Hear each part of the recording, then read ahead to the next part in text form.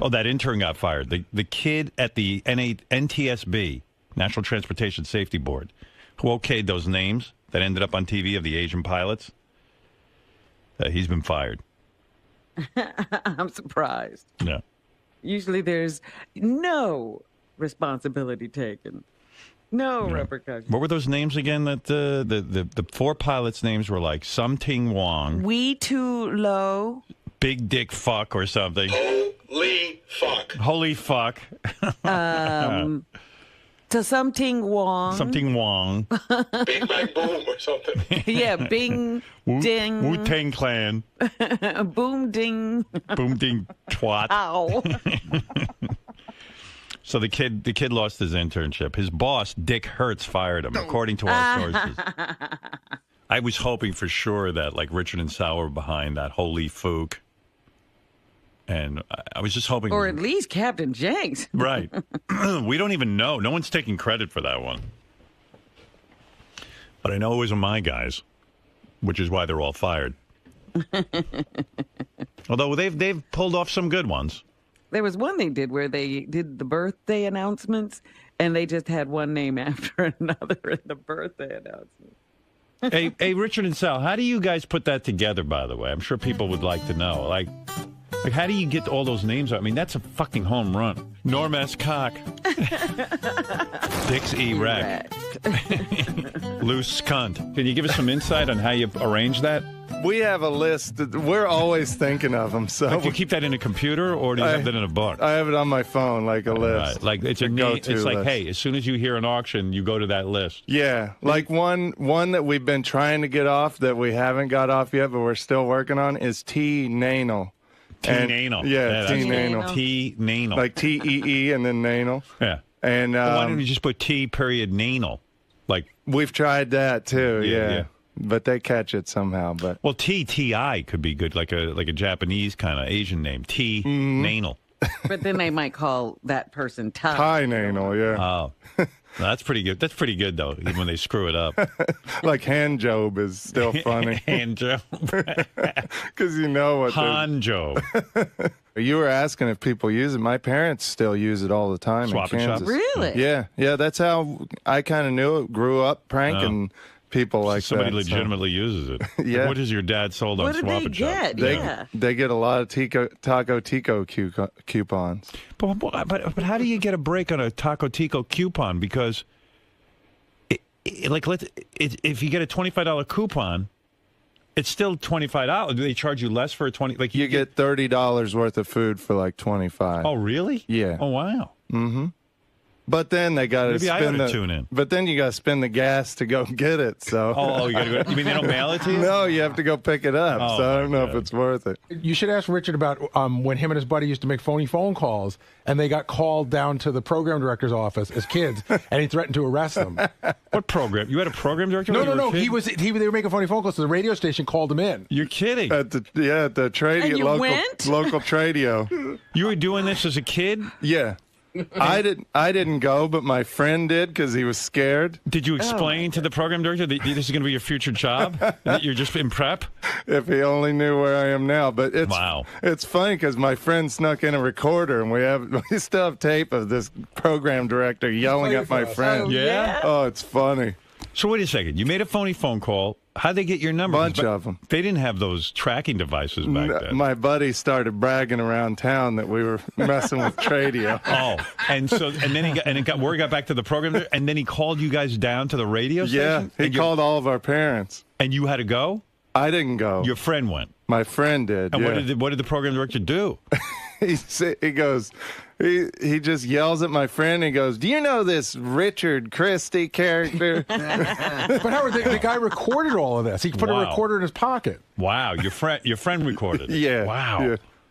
It's And funny. you have the tape? Yeah, we Oh. could never play it because the guy. Did you get permission? Yeah. The guy's still pissed about it to this day. I Can we, think. Is that right? Can we You've pay the tried? guy? Because I would do anything to play that. We could ask him. Yeah. It's- Like, you still know where the guy is and everything? Oh, yeah, He's still he's- the PD there? Yeah. Wow. Wow. Is that a permanent job? It's like the post office. Holy mackerel. Yeah. Oh, please, sir, let us play that. He yelled. Maybe at you a guys? personal call from you, Howard, would get it. I'm going to do it. I'll do anything to play that on the air. A bunch of kids getting yelled at. But so he was alone in the office, and the kid had the brains, your friend, to like record. Mm-hmm. I'm going to hire him, your friend. Nobody's listening to these shows. That's what's so great about it. Well, that's why it was easy to get through when we were kids, too. It's Yeah, like, you can have your way with them. yeah.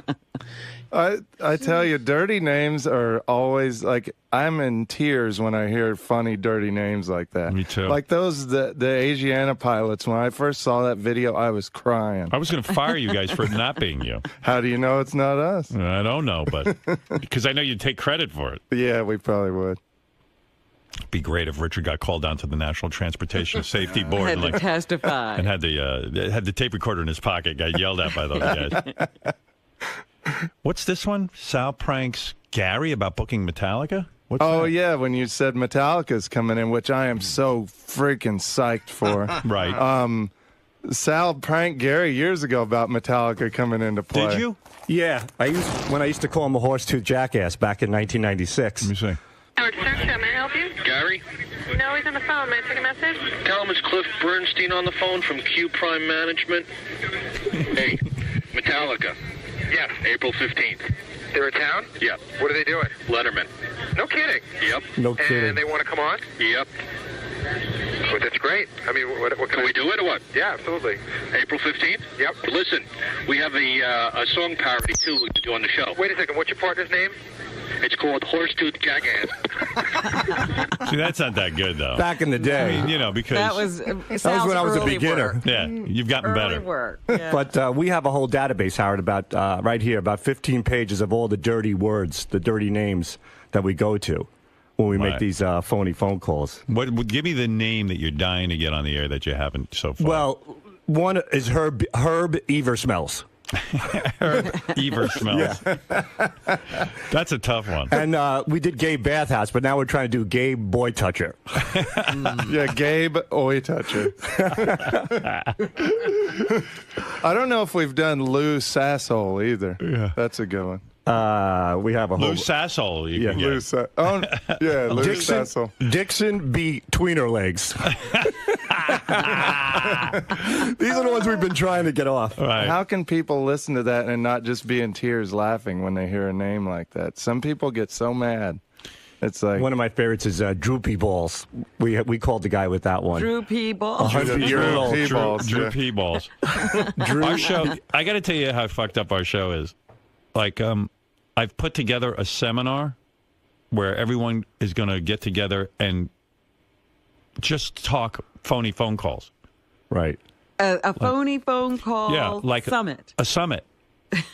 Because I was thinking the other day, so we need a summit where everyone just goes and brainstorms phony phone calls. Yeah. That's how it works. That's awesome. I mean, yeah. So we're just having a whole day of phony phone call seminar. That's like our heaven for Richard and I know. myself. Led up by these two idiots. I love where the heads of the Wow, what a seminar. job, you know? Like Yeah. when you got called down to that PD's office, Yeah. like, who knew one day your job would be to like hold seminars and teach people how to make phony phone calls? The cops came. The cops had to pull my dad off of me one time for when I prank called my religion teacher.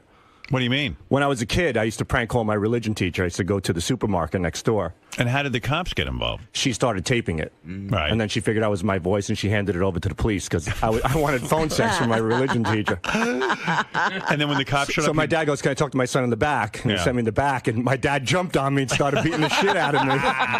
so the cops had to arrest him. Well, they pulled him off and they calmed him down, and they said, "We think it's settled." It's enough punishment. Your father beat the shit out of you. Oh God! Oh, that's so great. Did he like, goes, punch you and he stuff? goes, "Can I talk to my son, please? I'll be right back." Calmly, right? Yeah. He took me out back, I guess, so they wouldn't see me. And I think my mom started screaming, and the cops came and they pulled my dad off of me. It's the best day of Sal's life. Like Yeah. he'd never been paid attention to by his father But before. what was I thinking to prank call my religion teacher? And she fucking identified your voice, you idiot. Yeah, and I lived down the block from her. Such an asshole. Like, what did you do? Like, call up with phone sex? And, Yeah, I just said, what are you wearing? And drop your pants. And it was a little voice. Hello. Yeah. And I called from a payphone at a supermarket next door to my dad's pizza place. How old are you? Oh, I think I was 12 years old. I would just go into my dad's cash register and steal up a whole pile of quarters, go right to the payphone. See, that doesn't sound like a prank call to me. It sounds like he was So he turned really on. wanted Yeah, to right. do it. There was Yeah. no prank. There was no joke. Yeah, he really Maybe it wanted. wasn't. I don't The know. prank was on you when your dad got a hold of you. Stupid ass me. I used to call the pharmacy in Roosevelt, Long Island, and pretend to be a girl having sex with him. Like, why wouldn't I call a girl? I'm calling a guy. We've Hi, Yeah, Sal improved on your method. my pussy is very wet. I want to meet you outside the pharmacy. What time do you get off? Do you have some? And I didn't even understand the concept of rubbers. Like, so I was like, Right. do you have scumbags? He goes, yeah, I got some scum. I wish I could play this on the air. He goes, yeah, I got some scumbags. The guy was a nice guy. He knew we were fucking idiots. Right. But he was like, yeah, baby. He goes, I got some scumbags. What kind of scumbags you got? You got extra large scumbags? He go, yeah, that's what I wear, extra large scumbags. Well, when I meet you out back in the alley, I want you to put on one of those extra large scumbags. well, we're going to take audio of you just doing that now and call pharmacy. Yeah, here's some more lines. I'll wild track for you. Okay. Yeah. God. Oh yeah, when I get a hold of you, I'm gonna take your penis with that extra large scumbag and really work it over. I'm really so. He goes, oh yeah, what do you look like? I got big 36 double D's. Even though I was a kid, I think I was describing Robin. See in the future. Yeah. That's great. Yeah. Howard, there was a mental health clinic one time that I called. Yeah. And I said, my dad had a pizza place that burnt down 15 years ago. Right. And now he's having flashbacks because my mom died in the pizza place, but he's back on the bottle. He was an alcoholic. Right. And he thinks he's in the pizza place, but he's at home. It's already too complicated. Well, she said, let me speak to your dad. So what I did was I conference called the mental health clinic to my dad's real pizza place. And they got on with So your my dad gets on. She goes, sir, where are you? He goes, I'm in the pizza place. She goes, not anymore. The pizza place burnt down. He goes, are you fucking crazy? She goes, your son's upstairs, you're downstairs. And he goes, lady, it's a pizza place. She goes, no, your wife died in the pizza place 15 years ago. Then I would call up a sewer place saying that the toilets are all backed up, and I would conference call them to my dad. I was like, sir, what's the problem? I was like, what problem? Because there's shit all over the bathroom. He goes, what the fuck are you talking about? I would do this to my dad all the time. That's so funny. That's like, you know my friend Neil Drake? Yes. He was friends with that guy Big Al. They both owned stereo stores at the time. Right. And all day Neil would get guys calling up, like sales guys, trying to sell him shit. He'd conference call Big Al, and he'd conference him over to them, and they would think he would line it up so that he would tell them, this guy really wants to buy stuff. But, you don't let him off the phone. Right. You just and it would go on all fucking day. That's great. Yeah. When they started that conference calling thing, it was a boost to the phony phone call business. Mm-hmm. I was working for Bell Telephone at the time. I was selling 800 numbers to local businesses. And then the conference call came out. And all I did was call Chinese restaurants and conference call them together. That's how we got Chinese confusion. Right. I would call pizza places all day, conference call them together. So you put your 10,000 hours in before you got this job. Oh, yeah. For sure. Right. He just thought he was supposed to be a stockbroker. Yeah. I don't know. Kids today, they don't take the phony phone call art as seriously as we all did, right? It's the caller ID. Well, You know what it is? They all text now, these little fucking punks. Yeah. Back then, all we had was the telephone. Yeah. And And no caller a big ID. giant Wallensack recorder. Yeah. Yeah. My dad used to get pranked, and he'd just leave the phone off the hook, and that would really screw somebody up. Yeah. Because you used to not be able to hang up if the other person didn't hang up. Yeah. Right, your line was still live. Yeah, and my buddies got busted by my dad because then their parents would come home and they'd be like, why is Richard's dad on the line? Yeah, by the way, if you're getting prank called, you probably 90% of the time it's some asshole you know. Right. Well, it's we get tips from fans. It's great. They're like, Yeah. hey, my dad gets real mad on the phone. Here's his number. Call him. yeah. One girl gave us My a dad. One girl, this guy had a yogurt shop, a gyro shop. Right. She's got to call him. He's Isn't it crazy. a gyro? Gyro. What is that? Gyro or gyro? I say gyro. Euro. Gyro. What? How do you say it, Robin? Gyro. Yeah, gyro. I'm I with say Rob. gyro. Get over here. Get over here. Yeah. Do you also say Dali? What, for Dolly? For deli. For deli. Oh, yeah. I can't say falafel. Falafel. Yeah, that's it. I always say All right, go ahead. Yeah, so you were saying. this lady, so it was a friend of ours, and this guy had a gyro shop. Right. And he's like the soup Nazi. Call him up, so Rich and I couldn't wait. We prank called him. We drove him crazy. Right. So then we asked her, can you go to him and get the consent for us? You know, that's how it works when we get to him. She went in there. He flipped the fuck out. She's banned from the store. It was her favorite place. It was out in L.A. Hear it? No, we can't play it. The guy flipped out. Never got permission. Yeah. She goes, not only did he say no, I'm banned from the store. What a dick. Yeah, total douche. Something we used to do when we were kids, when we'd call like the local radio station too, is we'd get all the other DJs worked up and get them to apologize for something on the air the next day. We'd call up and say, hey, is Jim around? And he was a DJ from the morning radio. And they go, no, he's not here right now. And I go, well, he borrowed a bunch of porno movies from me. Can you have him call me? And then the next day, Jim would go on the air and he goes, I just want to make it clear, I do not watch porno movies. And we just waited for the Big apology. Yeah. Oh, it's so much Well, fun. boys, we could reminisce about your phony phone call history all day. Yes. Well, this really is the greatest job ever. We're so lucky to be able to do this. It's What a awesome. walk down memory lane with Sal and Richard. Who knew that they were doing this from young type? An entire idiotic history. Yeah. A totally meaningless life. Involving the cops, Robin. Right. And your dad. I just love the image of him beating the shit out I of him. know, God, and that's them having to horrible. pull him off. Excuse me, officers. May I talk to my son privately in a calm and relaxed That's manner? exactly how we did it. Yeah, right. Boof. The cops goes, well, I think everything's settled here. Yeah, this boy has suffered enough. Oh, God. Maybe we better investigate. It sounds like there's a bit of noise back there in the pizza We better parlor. stop this. So proud of my son. He's been calling a woman down the street and sexually harassing her. Fucking idiot. Like, oh, my son. All I want is a son that I can raise in my own image. They played the tape for him because I denied it. Oh, God. What does your dad think now that Funny this phone is calls your are living? funny phone calls are funny loves until it. it's your own kid. I remember my kids one time called Dial a Mattress, and I freaked out on them. Oh, yeah. I was like, no, you don't make phony phone calls. You leave that up to professionals. In the hands of an Right. unprofessional, Yeah. this is dangerous. Your children, and that's my sponsor. You stop it now. Put my foot down. I love when they threaten, too, like on trading, when they threaten to call the cops. What can you possibly say to the police officer?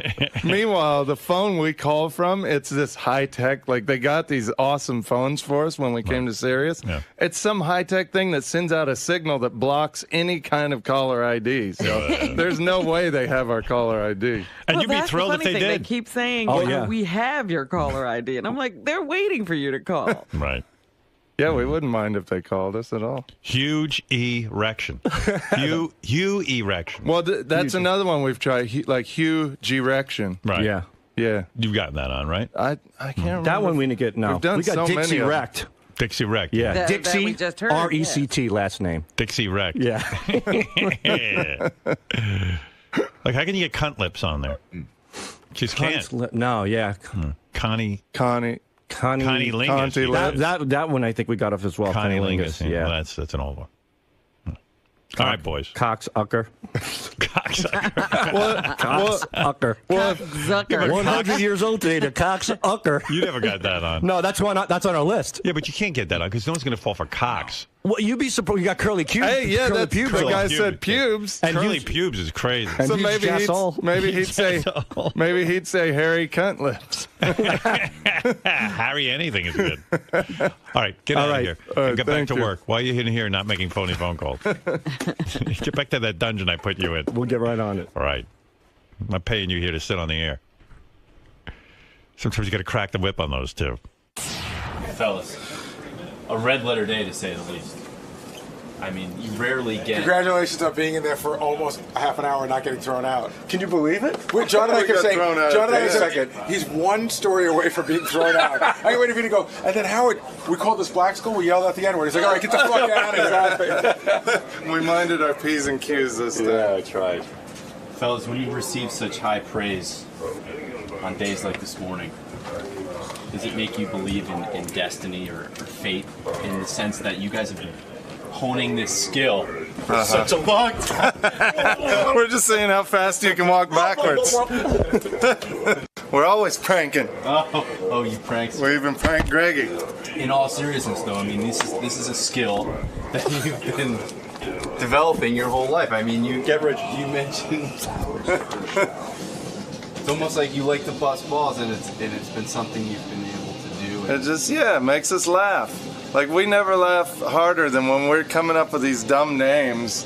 And when you hear somebody say the name, it's like, holy shit, I can't believe they said it. You know, it's awesome. And there's certainly ups and downs and peaks and valleys in this job. Well, yeah, because you're depending on the other person too, like the prankee. You know, sometimes people just keep trying and people won't fall for it, and then you just find that golden person that does. But there are also mornings when Howard is just livid about something that happened, that you might have a minor screw up, and he might go off, and it might send you in a tailspin for the entire week. But then there's mornings like these where you go and examine all the highlights of your work. I mean, what does that mean to you? It's great. It's a great feeling, you know, that we can consistently do it and put it out there. And not only that, like when we put something fresh out, it gives Howard an opportunity to reminisce and put up the classic stuff as well. You know, so like today there was a few funny names that were played, and then it just opens up this whole well of all the calls we've done in the past. Because our calls are like our kids, man. You know, we constantly rotate and we try to get them out there as much as we can. And when a situation like this arises, and we can play a whole bunch of them and get as many laughs as we did originally, it's a great feeling. Can the well ever dry up? Is there a limit to what you can do? Colin Quinn said on one of the roasts, he looked at me, he goes, Richard and Sal, he goes, you know, funny now with those prank calls, but soon enough that well will dry up. He said that 5 years ago. And since then, our calls have been even better and funnier. So. Plus, there's always things happening that can be subjects for pranks. Like Howard just talked as a little kid calling a pharmacy, so now we can call a pharmacy with clips of Howard as a little kid. So there's always things happening that kind of lead to prank calls. So we feed off the show. Like when Gary played the trumpet, we called Tradio with a trumpet. This guy blowing the whistle, we did a prank call with that. So I'm sure people told Shakespeare, hey, you know, in 5 years nobody's going to care about plays and all this stuff. And look, and they didn't, but he still kept going. 500 years later, you're still going to see Shakespeare. So maybe in 500 years, people will still be pranking. Yep.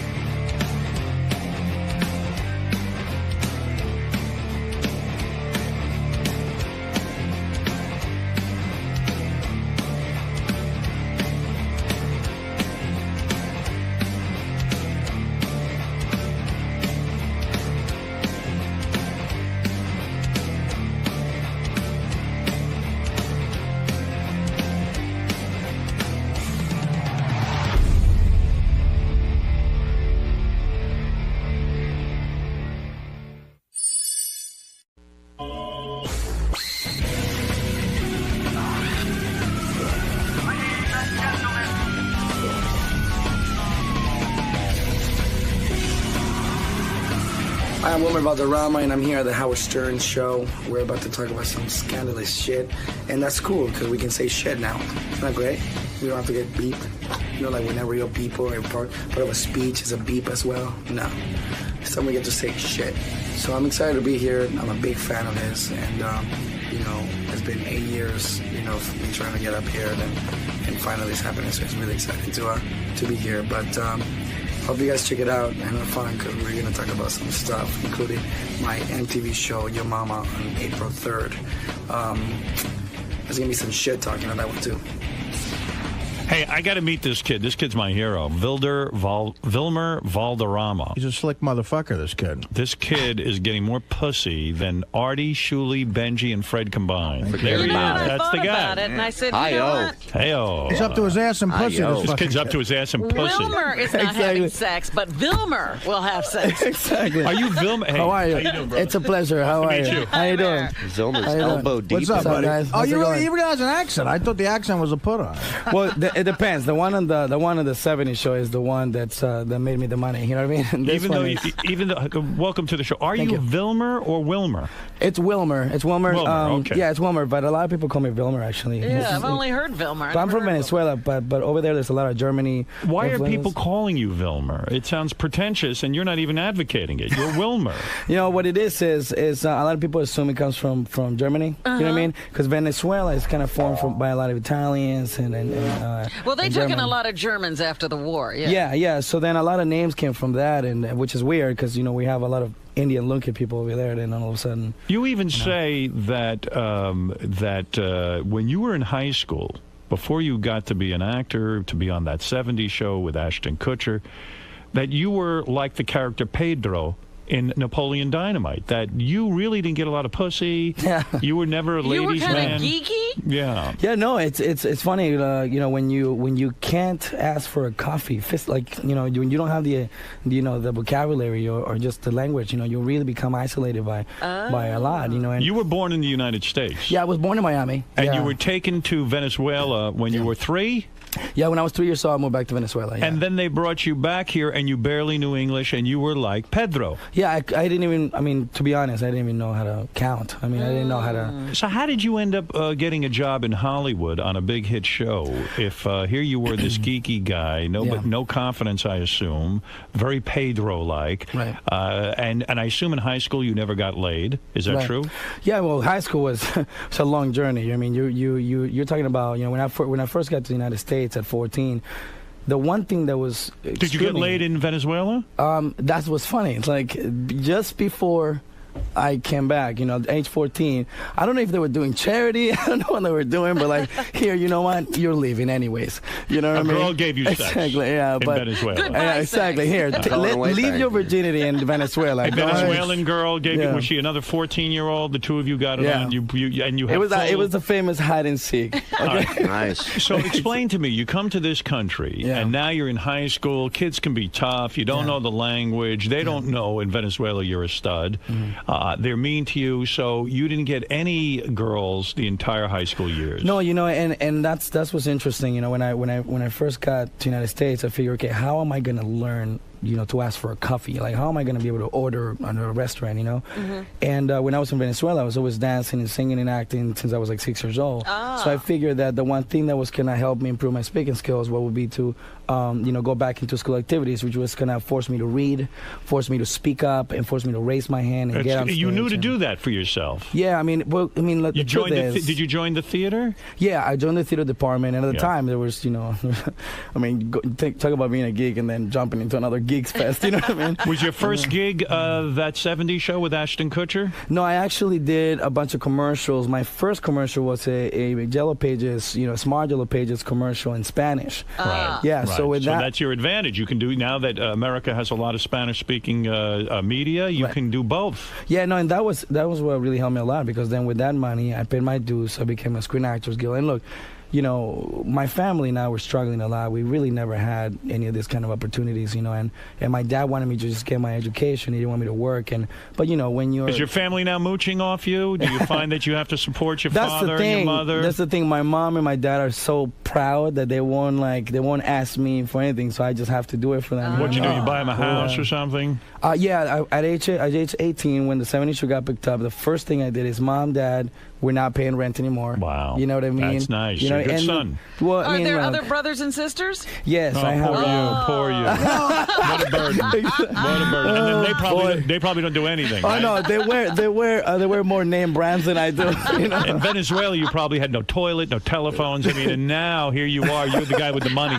So do you have your own place, and then you bought your parents a place, and then you got the brothers and sisters looking for a paycheck too? Are they looking for places too? Well, no, it's funny. I have a 24-year-old sister in Maryland, beautiful girl, and then I have a. What does she do? Is she married? Hopefully. Well, she did. Well, she's not married yet, but she did a little bit of modeling. She went to South America, did a bunch of the modeling for catalogs over there. So you don't have to pay for her. Yeah, I don't have to pay for her. She's taking care of herself. But then I have a 17-year-old and a 6-year-old that I want to pay for college for them. Now, when you were doing the commercials and things, you probably weren't getting laid. When you got on that 70s show, all of a sudden you're getting the caliber of woman all of us would love. I would love to bang Lindsay Lohan. He probably took her virginity. Did he fuck her? Yeah, he fuck Lindsay Lohan? He fucked her. Why are you insulting the man? How many years you were going out with Lindsay Lohan? So you fucked Lindsay Lohan? We were together for like a year and something. But you don't meet her. But you don't meet her till you're on that 70s show, right? Yeah. This is like last year. He goes, son of a bitch. Last year. This was last year. You were in a serious relationship with her, right? And the rumor was you dumped her for Ashley Simpson. I know, which is the most hysterical thing ever. Because you fucked Ashley Simpson. Is that true? You had sex with her too, huh? Well, if you put it that way, I mean, might as well, Like, it's so funny, like. You are a stud. It was a little louder than that. No kidding. It was a little louder than that. Well, take me back. Was Lindsay? It sounds like you're singing. Whatever happened to racism? Those chicks aren't supposed to be with Venezuelan guys. Yeah. What happened to us white guys? Yeah. So. See, he's doing it for revenge. Yeah. So, was the first big celebrity date Lindsay Lohan? No, this is really hysterical. I'm going to tell you right now, this is like the most hidden fact ever. My first celebrity date ever was Ariana Richards, who was the little girl in the Jurassic Park movie. Of course, she was a lot more grown. I would hope. You know what I mean? Of course. You fucked the little girl in the Jurassic Park movie? Awesome. Call the authorities. So, that poor little girl. I mean, I was 17 years old. Right. She probably wanted it. So I mean, absolutely. You're like the Venezuelan John Stamos. Didn't you ever say you look like him a little bit? Well, a little bit in the smile. Yeah. We're just so charming. I got a bunch of Lindsay Lohan questions I got to ask you. Number one. Sure. Are those boobs real? Yes. They are? Yes. They are? Yeah. Maybe she got them done after film. You know how people always think that she has breast implants, but you're saying those are real. No. When we were together, look, she was a bombshell. Oh, what's it like watching your dick disappear into those? That's nice. That's nice. What's it like watching your fucking dick disappear into those titties? It's remarkable. It's remarkable. So it's just remarkable. Now she has the reason I find her. Good for you, man. I find her very attractive. Thank you. I do. I mean, she's a young girl, and maybe probably too. Some would say too young for me. I don't think so. Right. I think I'm a young-looking kind of. She's she's more not. mature than her years. Yeah. And by the way, you dated who I think is a real hot piece of ass. You dated Mandy Moore. Yeah. You fucked Mandy Moore. What's that like? Jesus. You have to stay here. You have to stay here all week. This is the guy you need to talk to for a week. This is our greatest guest ever. Do you just have like a great rap? Because a lot of these girls. First of all, you think a lot of these girls would be prejudiced, because you're kind of like Spanish looking and all that stuff. Well, I'll tell you what helped me. Can I tell you what helped me? No. I'll tell you exactly what helped me. And I'm gonna one. That's the silent. That's the silent. You, man. Yeah, that's the silent fact. But the one thing that really helped me, and I tell you, I seriously, and I told him this when I first met him for the first time. When I was in high school, the movie Desperado came out, right? Desperado. And then it was cool to have an accent and wear tight jeans. Oh. Right? So then all of a sudden I went from like geeky kid who probably is not going to grow up to be anything to exotic, But did you get Mandy Moore while you were on that 70s show? Yeah, actually, we met. Everything has happened during that 70s show. Right. Yeah, that helped. I mean, moral of the story, everyone get a sitcom. Okay, that's what we're working on. Hey, first of all, I was on a sitcom for 2 years. I never fucking got laid by Mandy Moore. You don't look like him. So exactly. Wait a second. Your jeans weren't tight enough. Yeah, you wear tight jeans. Seriously, try some tight jeans. They were actually right. You're like a sausage in those tight jeans. Let me talk to you for a second here, because this is a pretty amazing story. You get on that 70s show, all of a sudden you're getting high-class girls. Mandy Moore, is very attractive. She's one of the most beautiful girls I've ever met. And what's to be the honest, approach? What's the approach? How do you get them? Yeah. Look, I'll be completely honest with you, and I mean, I think you hopefully, maybe you can tell a little bit, but But the fact of the matter is, half of this industry is not real. Okay, you can't. And I am the guy. We don't know exactly, that. right? How would we know that? I'm sure you guys know that. But we don't know anything. The reality of and the fact is, it's like, look, I'm the guy who, like, and I can't tell you. I mean, like, oh, I'm the guy because of my accent or this or that. But I'll tell you what I am. I am the guy who was sitting up in the booth, little louder. I was sitting up in the ready. Okay, here we go.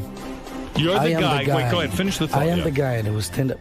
So I'm the guy who's standing up in a booth, and I'll have a shot with anybody. I'll have a shot with anybody. Guy. Well, that's not really a party guy. It's more like, but like, look, I'm not the guy who's roped off in the VIP. Pretending I'm wearing this and that. I don't really give a shit about half. Your point when you say you're not the guy roped off in the VIP, you're not with an attitude. You come up to these girls, you're nice to them. They see you're a good guy. Look, I never had any of these opportunities in my life, professionally and personally.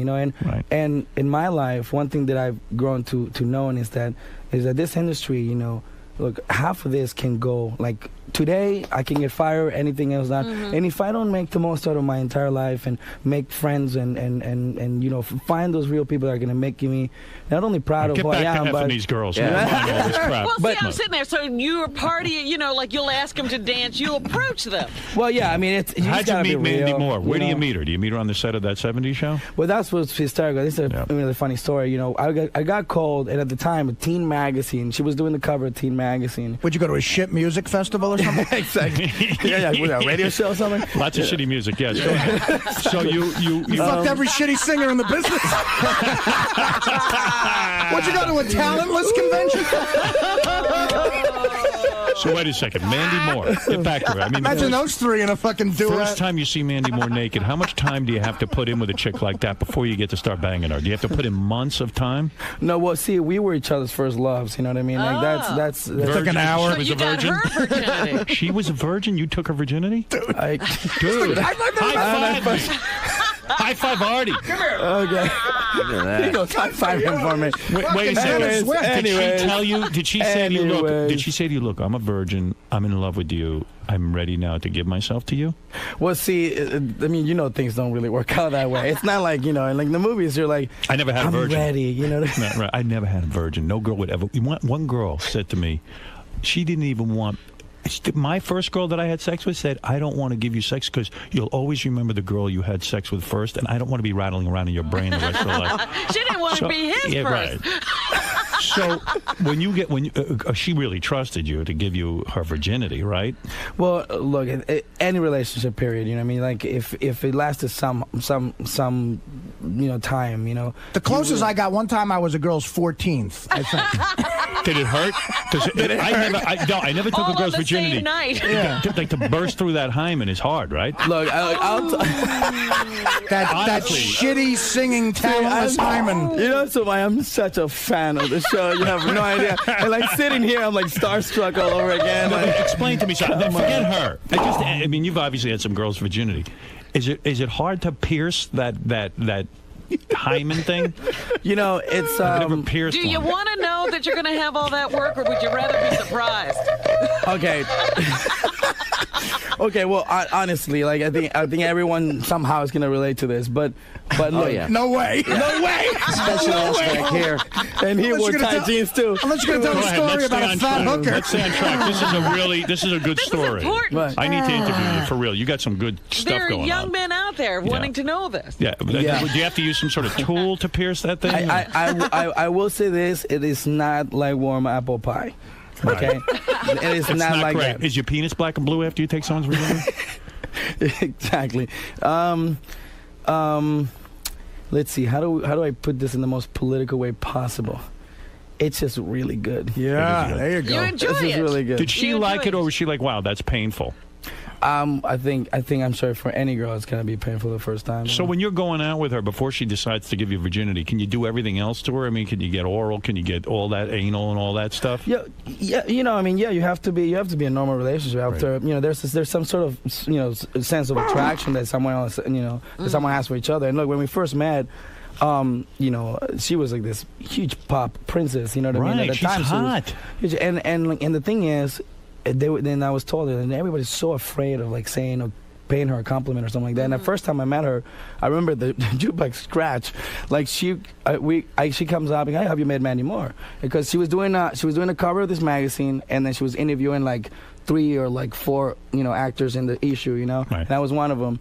And we were doing a photo shoot together, and she comes up and she goes, have you met Mandy Moore? And I'm like, no, absolutely not. Hi, good to meet you. And she goes, hi, how are you? I'm like, I'm good. How are you? And she goes, I'm good. And I said, well, you look good. And the room stops. God forbid someone just talk to the princess like that. So in 10 minutes, you're fucking her, right? Anyways, 5 minutes later, we're talking about what's virginity anyways. Yeah, exactly. So you're saying because you walked up to her and said, hey, you look good, she took interest in you. You took a shot. Right. It was basically what it was. And, literally, like, her first day was hysterical because... Where'd you take her? We went to... I picked her up over the W. I remember I went up to her room, and her mother was there.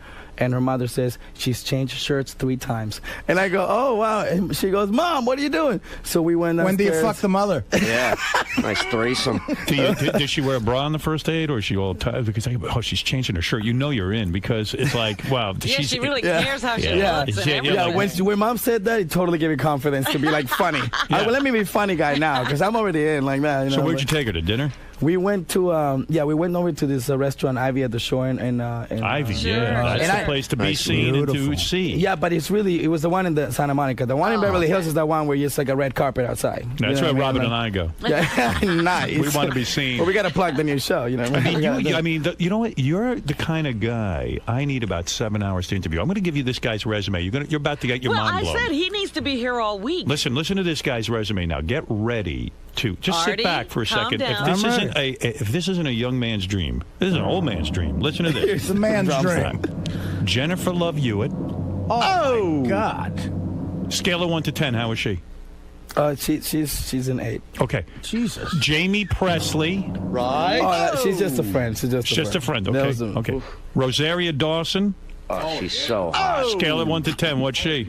She's a great girl. All right. You fuck Rosaria Dawson. Get out of listen here. to this. Did you fuck Rosaria Dawson or not? You know what? No? She's in a very great relationship. I feel like De Niro in Raging Bull. We're really good friends. Into a sweat. This kid you are some man. And listen to this one. Now you want to moan? Get ready to moan. Jessica Alba. Get out of here. Get out of here. Did you just do you have a huge penis? Dude, I have Honey on DVD. Do you have a huge penis? The tabloids have been very flattered. Do you have a huge penis? Honestly, God. Were you with Jessica Alba? Honestly, I've been very blessed. Wow, good for you. I've been blessed. Are you bronzing that thing? I've been blessed. To be honest, this is the place where I will tell you. Yes, I am cursed with this gift. Are you have 8 inches or more? A little more. Have you measured it actually? Every guy does. Every guy does. Are you measuring from your balls? Or are you measuring from the base of your penis? From the base. And you're saying you're over 8 inches? No, man. Son of a bitch. I know. Did Jessica Alba? If I were you, I'd believe in God. Is that a Jewish star around your neck? Yeah. Now, why do you wear a Jewish star? You couldn't possibly be Jewish. He wants to make it in Hollywood. No, I actually have a lot of respect for my Jewish friends. I have a lot of Jewish friends. Good move in L.A., brother. Such a good move. I found out after. I was like, why am I getting jobs? And then You got the Jewish star, you got the cross, you got everything. You got medallions. All right, let's get back to Jessica Alba for a second. Dude. How old were you when you were dating Jessica Alba? We never dated. Right. Jessica Alba never dated. You just banged her? No. Her and I, we had a mutual friend, Billy Woodruff, the director of Honey. Right. And at the time, great film. Let's that guy doesn't work anymore. That director doesn't work anymore, does he? I hope not. He works the drive-thru. I hope not. But okay, so how did you meet Jessica Alba? Well, we actually, this is the thing. Like half of these girls, just so you know, we were friends. 1998, 99. We were in the same auditioning rooms. Did you become her lover? No, we did not. Did you make out with her? We didn't date. Did you make out with her? No. Tell the truth. We danced a lot. You danced a lot? Did you finger her? No, I didn't. Hand job. See, he's telling the truth, though. So I didn't. I'll be honest with you. Jennifer Love Hewitt, you were a lover of hers. Yes. Oh, man, I'd love to do that. Yeah. What are we doing now? Let me ask you something. When you're in bed with these chicks, they're naked, you're doing them from behind, you're putting your penis between their boobs. Are you sitting there going, oh my? Are you sitting there going, oh my God, Jennifer Love Hewitt is doing me, or is this like no big deal to you? I could have been picking oranges in Venezuela. Yeah. Right. What do you say to yourself when this is going on? Okay, honestly, Why do you think he's wearing a cross and a Jewish star? Honestly, there's two things go through your head, right? Two things go through your head. I'm gonna be completely honest with you. Two things going through your head. You go. One is I hope she doesn't wake up. Right. One. No. Honestly. No. One. Honestly, is holy shit. Is this really happening? Right. And number two, now concentrate so you really perform. You know what I mean? Right. Yeah. You don't want to disappoint. Do you end up like the first time you're with, let's say, Jennifer Love Hewitt, Lindsay Lohan, the first time? There's no way you can control that. I mean, you probably shoot off your load in like 3 seconds, right? No. Really? You're good? You're that good? Well, so I mean, these chicks love you right off the bat because you're able to hold out. Do you have to wear like a big thick rubber so you don't? No, the truth is, you just a lot of these girls, are very similar when it comes to something. You know what I mean? They're all really looking for that real thing. You know what I mean? And once after that, and you start talking to them and everything, they're really just as normal as anybody else. Do most of them swallow? I don't know. I think these chicks are like, like so uptight, but man, you're doing it. Let me thank you. When I've been with like some sort of famous chicks, some of them. Sure. I'm a fan. I know. And I'm in bed and I'm going, man, I can't believe who I'm doing right here. I'm looking down. I go, man, oh, Shevitz. It's unbelievable. Now, you don't make the mistake of falling in love with these chicks. You move on. Well, because the party just keeps going and gets better and better. Well, you also have to keep in mind, I mean, I've been doing the 70s show for about 8.5 years. Yeah, you're a millionaire now, right? Yeah. Yes, thanks. Yes. 8.5 years that show's been on? Yeah, it's been on a long time. Almost as long as MASH, for Christ's I just sake. finished my 200th episode. When you're living in Hollywood, you're a millionaire and stuff, but because you're Venezuelan and everything, do people ever mistake you for like some Mexican gardener and stuff and give you crap? A lot of people think that, if you're Latin and you live in L.A., then you're Mexican. You know what I mean? And if you're walking around with these girls, do they think you're working for them? They think he's kidnapping. I gotta be an assistant or something. Mandy Moore's mother was like, yeah, the keys are over there. The car. No, it's a Lexus. When you're dating Lindsay Lohan, her dad is in jail now, right? Right. Like, do you get involved in all that family stuff? No, when we were dating, she was going through some tough times, and I was there for it. Nice. Did you ever do blow with the father? No,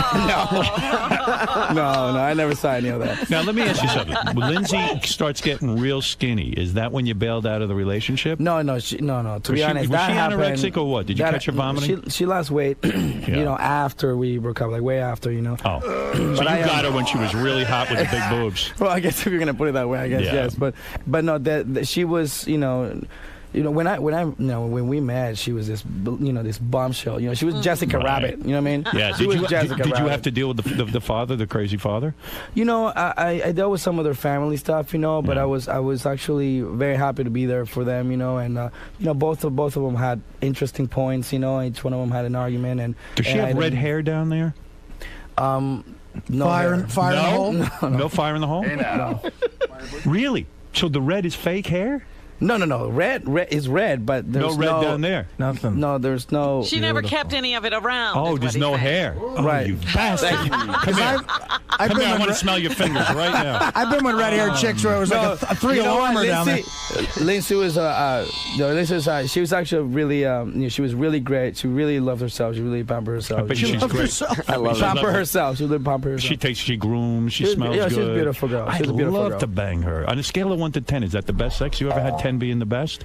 It's it's pretty out there, yeah. Yeah, I bet. Oh man, so why do you get rid of her for? I guess it's the party doesn't. It's a lot. There's a lot of factors, I think that there comes a point where you have to make a choice for both of us, and there's all the things that we need. Now, do you think she's a shittier actor or singer? I think she's a good actor. Yeah, I do. I think she's talented. I think she's good. I'm not kidding you, Artie. I haven't seen any of her stuff. When she was a little kid, she was in that movie where she plays a Parent twin. Trap. Parent Trap. Yeah. I love that movie. No, Lindsay is a very talented actress. No, I think she's okay. I'm just assuming. No.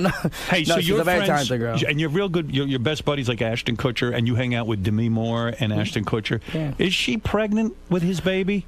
If she is, I don't know, and it's actually really fucked up if I don't know it. You know what I mean? It's like if they hid that from me, then it's really bad. You know? Because you're really close to them. Yeah. Is it weird? Do you ever say to yourself, why is he banging an old broad like that? Like, why doesn't he go with the young girls? You know why I don't? This is in all seriousness. You know, she is a wonderful, You like her. great. Is there woman. any truth to the She's- rumor and that she's beautiful? Like, I mean, you stand in front of her and you go, wow, like she's really. It's her body's gorgeous and her face is beautiful, and she's a great girl. You know, it'd be funny if the kid came out Venezuelan. That'd be great. I like there that. would be a lot to answer that. Is there any truth to the rumor that their relationship is just an elaborate 3-year punked on Bruce Willis?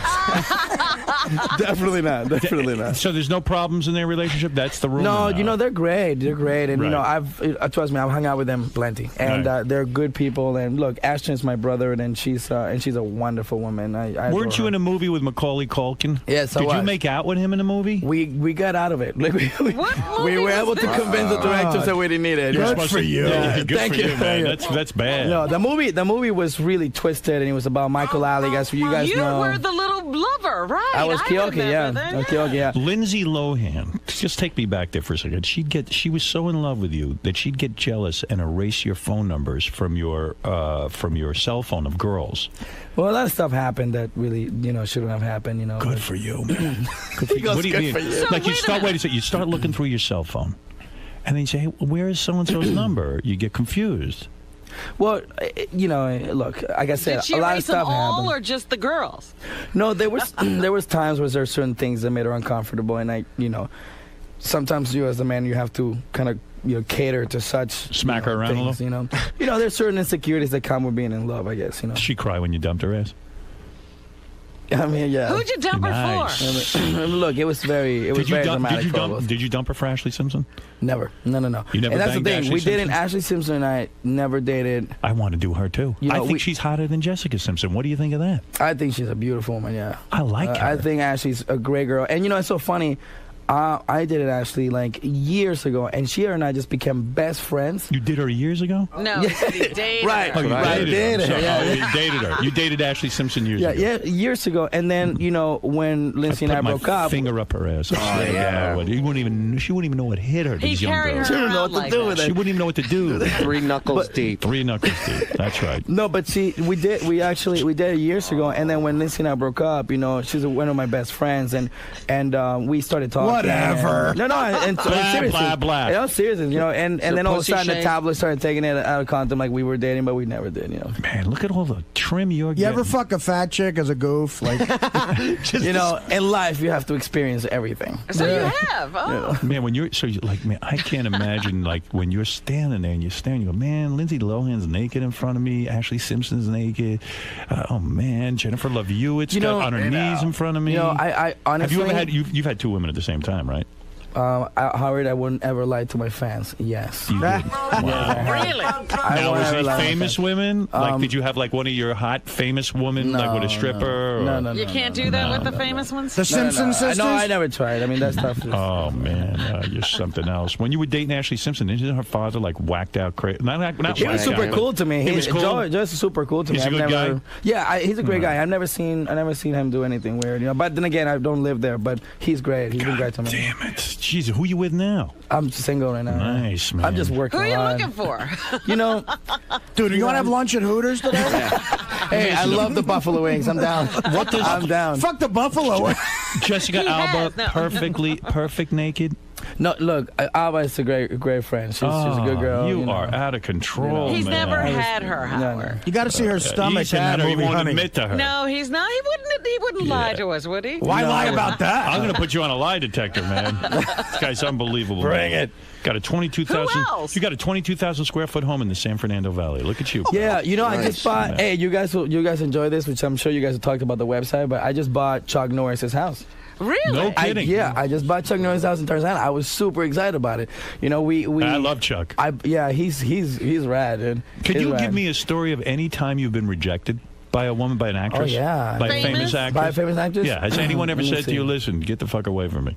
You know, I've been very specific. The times that I've dated, actresses have been, the ones that I, wanted to date. Right. But I don't. Let me see. At you. Come on, you can't even think of one. You can't. I am awful. I can't even think of one. You got some situation, brother. I got to get out there and hang with you. Let's go. Yeah, come on. Let's go. What am I doing? I don't know, but I've been rejected and bad, And now, to make matters even better, you are producing a show for MTV. Yeah. It's called Yo Yo Yo Mama. Yeah, it's called Yo Mama. It's basically what the show is about. And look, we all know there's a lot of easy to digest, bullshit reality TV out there. And MTV and I wanted to do something together. And I figured, okay, let me create something that I would want to watch, and that it's, hopefully the next wave, the next generation of MTV stuff. What I did was, and I was watching the 8 Mile, and I love that whole underground battle, Yeah, well, I grew up in a black neighborhood. If a lot of times you'd have to rank on someone's mother. Yeah, they called it the dozens. The dozens. Your mother is this. Your mother's that. So it's a TV show where people slam each other's mothers. Yeah, it's basically your mama's so fat, you're so, your mama's so fat, she's so skinny, she's so dumb, she's so broke, like all these things. And who votes as to who wins the rank out session? Well, it depends on if my crowd, if the crowd there, because if someone's slamming someone and the other one's not coming through, you just know who won. Does the winner get a prize? Yeah, they get $1,000. $1,000. They get $1,000. Is there a big tournament at the end between the best? Yep. And at the end, at the end we have the best of the week, and then they come and meet at the best of the best episode, and then we find So now those are the really, really fun ones, because they rarely freeze. They got jokes. You know what I mean? So they keep coming with it. So you're a millionaire. You hang out with Ashton Kutcher and Demi Moore. You've either banged or dated Ashley Simpson, Lindsay Lohan, Jennifer Love Hewitt, Jessica Alba. Something's going on there. I mean, does it get better than this? Yeah. No. I'm doing a bunch of movies. It doesn't. Yeah, it does? There's always who's something better? bad. He says, who's better? I don't know. I think Who's right the now, worst in bed out of all the girls you did? Give me a name. Give me the name of the worst. The one that you just had no chemistry with. Doesn't mean she's bad, but you know what? It just didn't work out. Didn't work out between the two of you. Right, I've had bad, Macaulay Culkin? Yeah. No, that was he was awful. He was awful. Who was the worst you ever had? God, let me see. Someone you just they're all great. They were all great because you meant it. Right. Yeah, sure. We know that. Yeah, we get that. Yeah. You don't have a name, huh? And I don't have a name. Now, Wilmer's show, Yo Mama, is going to premiere Monday. I'm going to watch this. Monday, April 3rd at 6 p.m. Artie, you're good at this, the dozens, right? Maybe you should be on the show. I don't know. I guess. I don't know. Yeah, these are all like real kids, too. They're real kids from East Artie, LA. I think he's saying you're too old. Yeah, you're too old. These are real kids? Nobody wants a goof on some guy who looks like their dad. Well, they're going to say to me, your mother's probably dead, right? You're like 60. Now, no one could ever even do the dozens on you, because they'd be like, you know what, man? You effed Mandy Moore. Yeah. You know what? There's nothing that. Well, that's always his comeback. Yeah, right. I effed Mandy Moore. Yeah, my mother's fat. Did I tell you I fucked Jennifer Love Hewitt? Yeah. Did Jennifer Love Hewitt want to marry you? No. Jennifer Love Vilderama? No. That'd be weird. That'd be so weird. Should a guy with your life really be going to rough neighborhoods and taping your mama? I mean, really? I gotta tell you. Be careful. But look.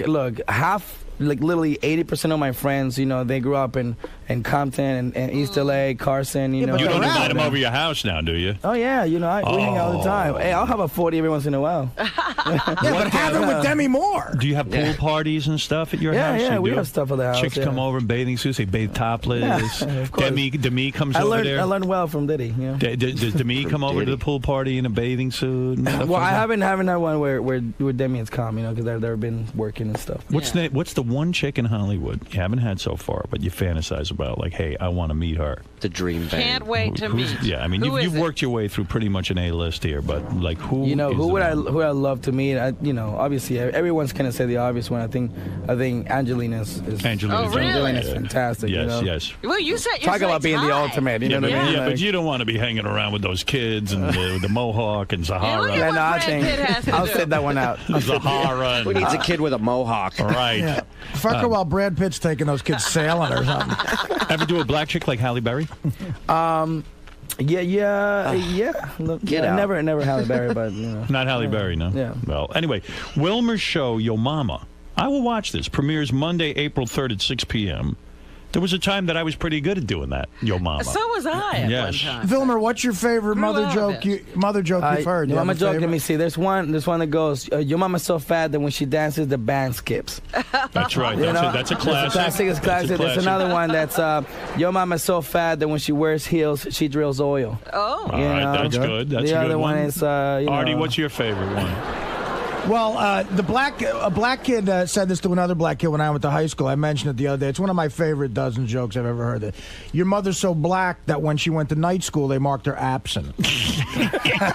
That was good. The problem with MTV is... Now, will they do the "You're so black"? They won't do that. See, huh? Oh yeah, we do it. You do? Oh, we go there. That's the thing about when I talked to MTV about this show, and they were great about this too. You can't do sex stuff, though, of course. Oh yeah, we can. You can? Oh yeah, we can. Oh. Yeah, because the thing is, we said, look, there's a guideline, and we understand what MTV is about and everything. Right. But look, we can't bring a phenomenon that comes from the streets like that and water it down. For This is a good idea. Half-hour show? It's a half-hour show. You're the executive producer? And creator, host. Look at you. I hosted a little bit. Look at you. Okay. Well, it's about, this. It's really about owning your product now. You know what I mean? If you don't own it, you can't make money anymore. Let's go back to banging Lindsay Lohan. I can't. Seriously. Is there any money in that? Why isn't there money in that? Put a show on about that.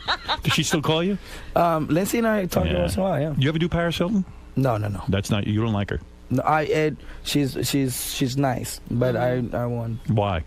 I just I have this thing where I just don't do things that have been done by everybody else. But like the truth is that true? Is she too overdone? You don't like racist chicks? No, exactly.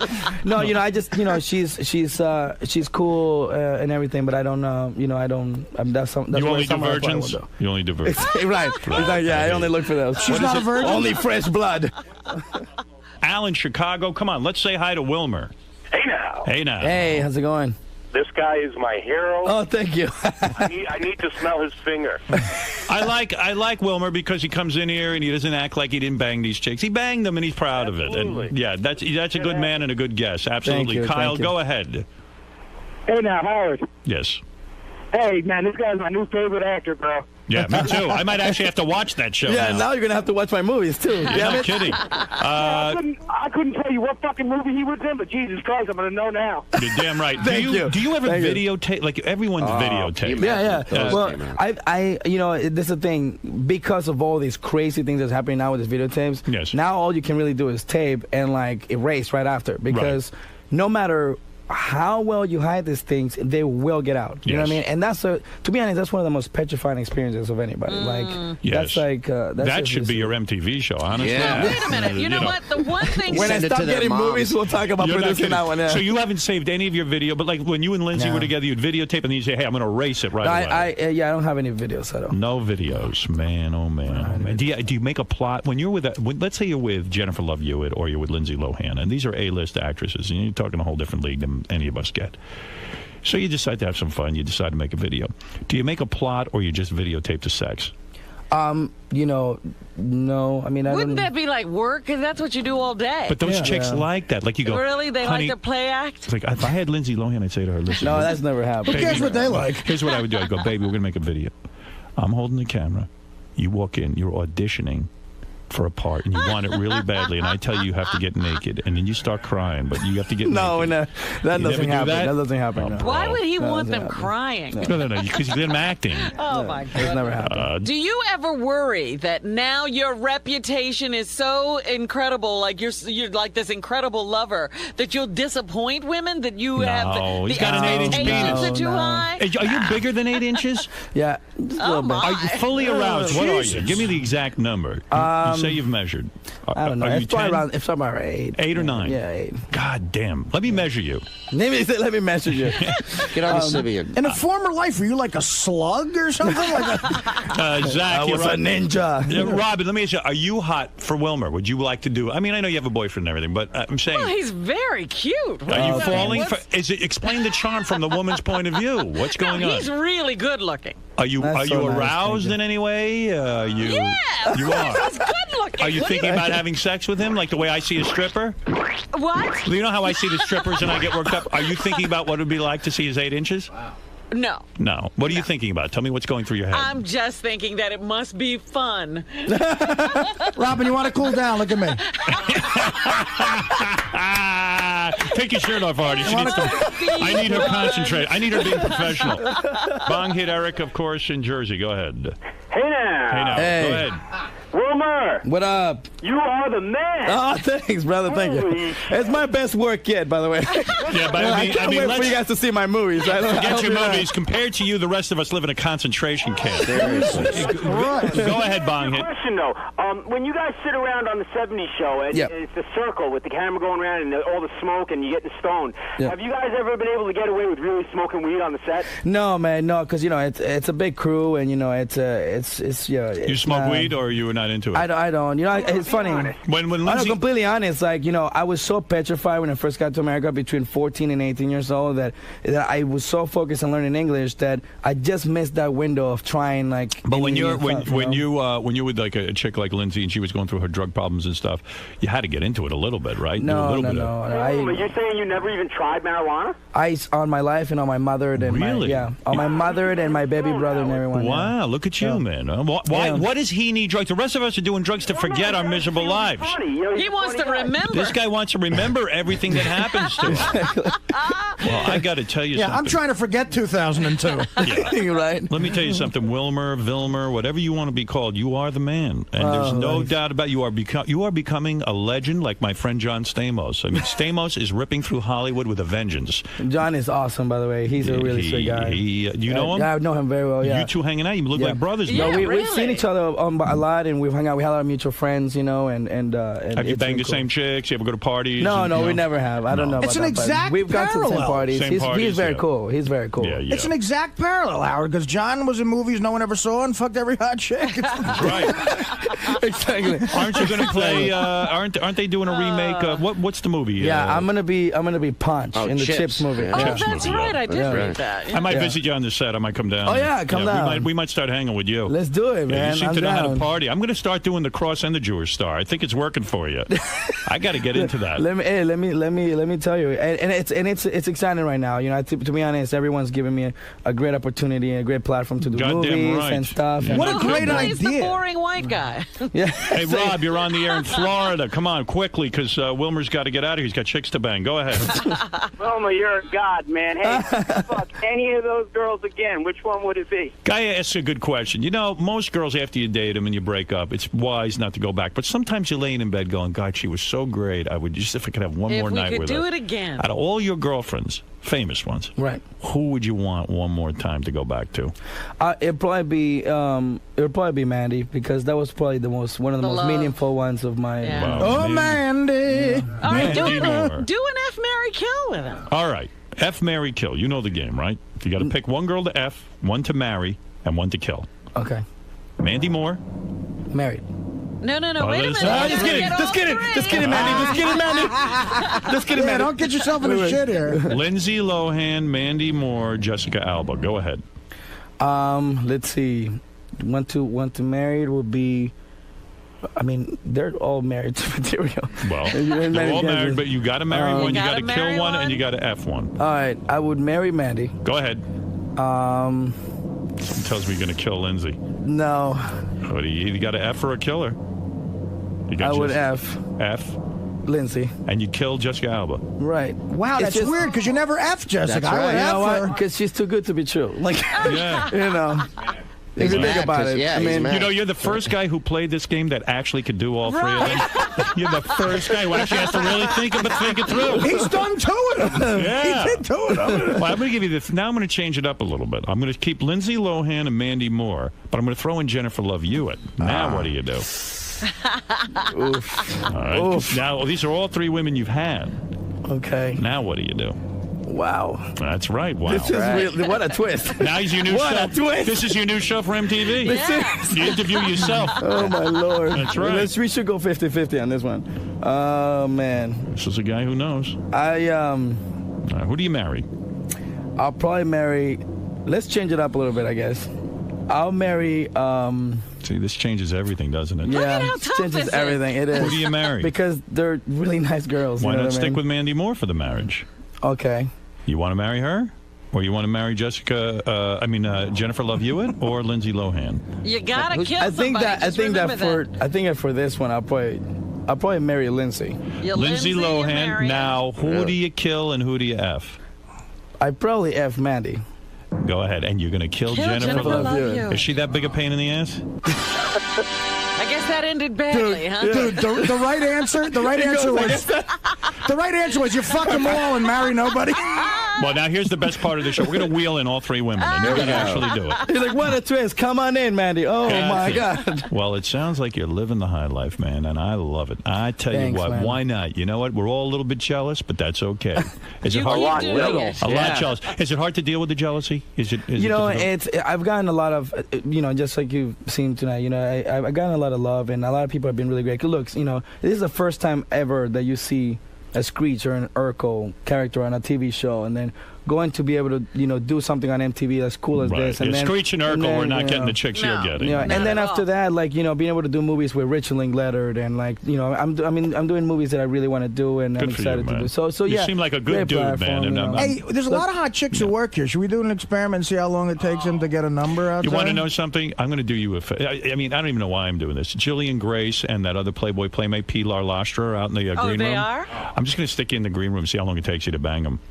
Or get a number. That's what. Yeah. I'm just going to sit you in there. New reality Yeah, we want to see how long it takes. Pressure's on. Yeah. Pressure's on. Wilmer Valderrama's show, Yo Mama, premieres Monday, April 3rd at 6 p.m. and will air daily Monday through Thursday on MTV. And it's a good idea for a show. I like it. I think so too. Yeah. I think you'll do okay with this I thing. hope so, yeah. Put him in the green room. We know that Jillian Grace will basically fuck anyone in SAG. How many playmates have you had sex with, would you say? I've never had sex with a playmate. Really? Get out of here. You're always over there, aren't you? No, I've never. In fact, I actually. You don't even have to go there, huh? I've been there for a few parties, but I've never. You don't even need that. Yeah. Yeah. I guess not. When you get in the famous ones, it's a lot hotter than. Yeah. Good for you, man. Hey, may I do like a little shameless plug on the 70 show's final episode for good? It's gonna be May 18. That's it. The show's over. We're done. Oh. Yeah, we're done. We finished 200 episodes, 8 years. You'll get paid forever for those. For the rest of my Right. life. No, we were fortunate enough to get sold a second round in syndication. I know. What is that, Artie? Why are you moaning, Artie? Yeah. Artie Why are you just moaning? shit First of all, anyway, it's like the sitcom I was on lasted 54 episodes, and they were like,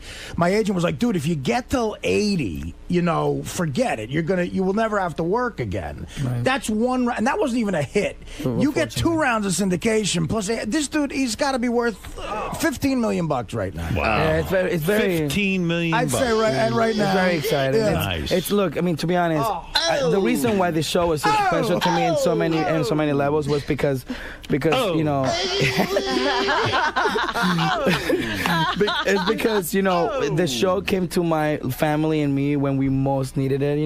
So what? Blah blah Done blah. with you. But like, I'm sick of you. But then 8 Give me years money. later, I'm sitting here having to dream about my dreams to anything I've ever wanted to do. And Howard, it's a dream to be in front of They're you. turning on you, Howard, It's it's turning on you. everyone. It's getting a little too good. Yeah. It's getting a little too good. I'm just saying, I would Bring back to do reality. the same So thing. If my what- father was live, I'd probably send him to college. What happened to the finale of? So the finale, is it a big show? Is it gonna be something big show. special? We have an Yeah. hour special on behind the scenes, interviews with us. I'm sure all of us are crying like little girls. And Oh, you know what I mean? And then I would love to get the real interview with you. You got to come back, man. I want to know if any of these girls ever peed in your bed. I want to know. I want to know if you peed on them. hey, you know, Give me one hint. Peed Give me on 'em. Oh, give me a my goodness. taste. How about anal, Howard? All right, give me a taste of one thing. I'm not saying name any names.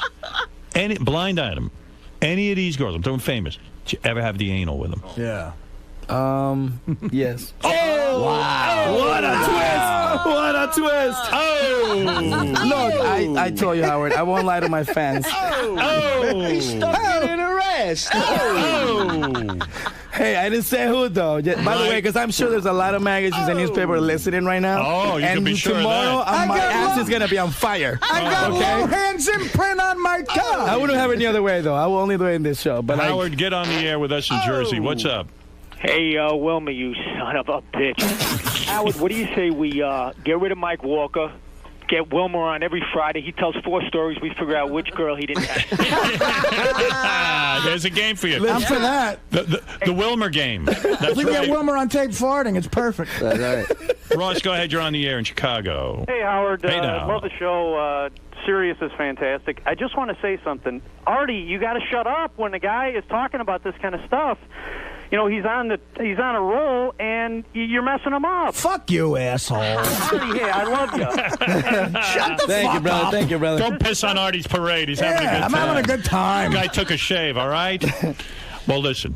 All right, I see you looking at your expensive watch. What kind of watch is that, by It's the a way, huge watch. You know, It's I like just a got clock. this watch. I'm in Utah shooting this thing, and I walked into the store, and they have a Bentley watch. What is that worth, that watch? How much did you pay for that? Honestly, It's an episode. 7,000? It's got diamonds? I'm like, only 7,000. Only 7,000. Only Well, 7,000. hey, listen, to you, you got a couple of million. It's no big deal. No, it's this watch. It's what is it called? Breitling. Can you tell the time with it, though? I mean, it doesn't... Yeah, you can. Oh, yeah, that's not bad. Some of these watches, you got It's to... huge. You better be able to see that one. But he has no diamonds. All right, well, listen to me. As long as vagina can see it, that's the key. Wilmer Valderrama, nice to meet It's you. a Thank you, sir. Good to meet you, too. detector, is what it is. Absolutely. This is an open door policy right here. Anytime you. you want to come in, you want to promote, you want to just hang out, you want to have a couple cocktails, you come in here. You are the man. You want to go out one night? Thank you, sir. You're the man because you're honest. Let me ask you something. That That's was right. the one question I wanted to ask. Could you guys hang out with him? I could.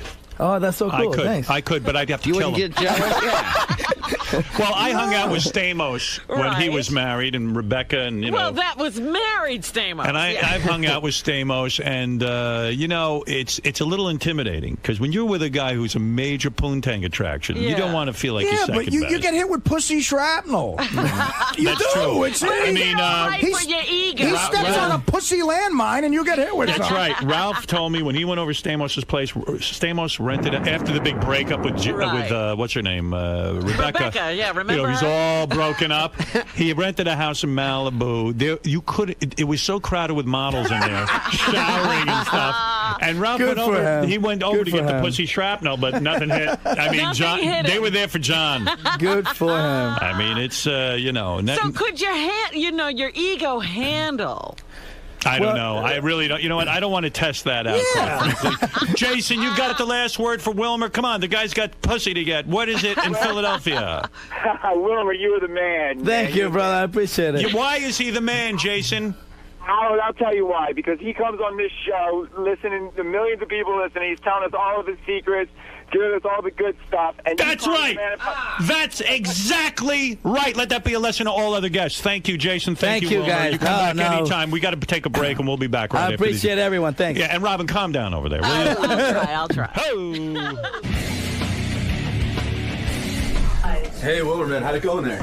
Really good, really good. I had a good time. They're great, you know. It's fun. It's fun to meet him, you know. I'm a fan of his, and I'm glad that there's people like him out there that can actually speak their mind and say what everybody wants to listen to, you know. And it's cool to be part of that. And the fans were great, you know. Everybody called in was cool. Well, Howard brought up pretty much every chick you've been with, all the famous actresses. Yeah, there's a lot of speculation. Are you going to be getting a call from Lindsay Lohan after this?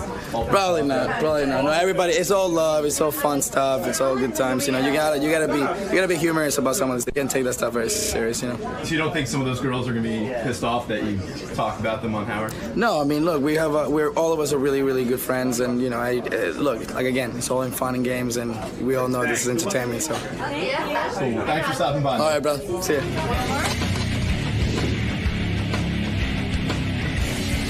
You know, I got on the phone. I have on the phone with us now Krista Miller, who has been authorized by Mandy Moore. Mandy Moore, the That would actress be and Mandy singer, Moore. Yeah. to speak on her behalf about this whole Wilmer Valderrama thing.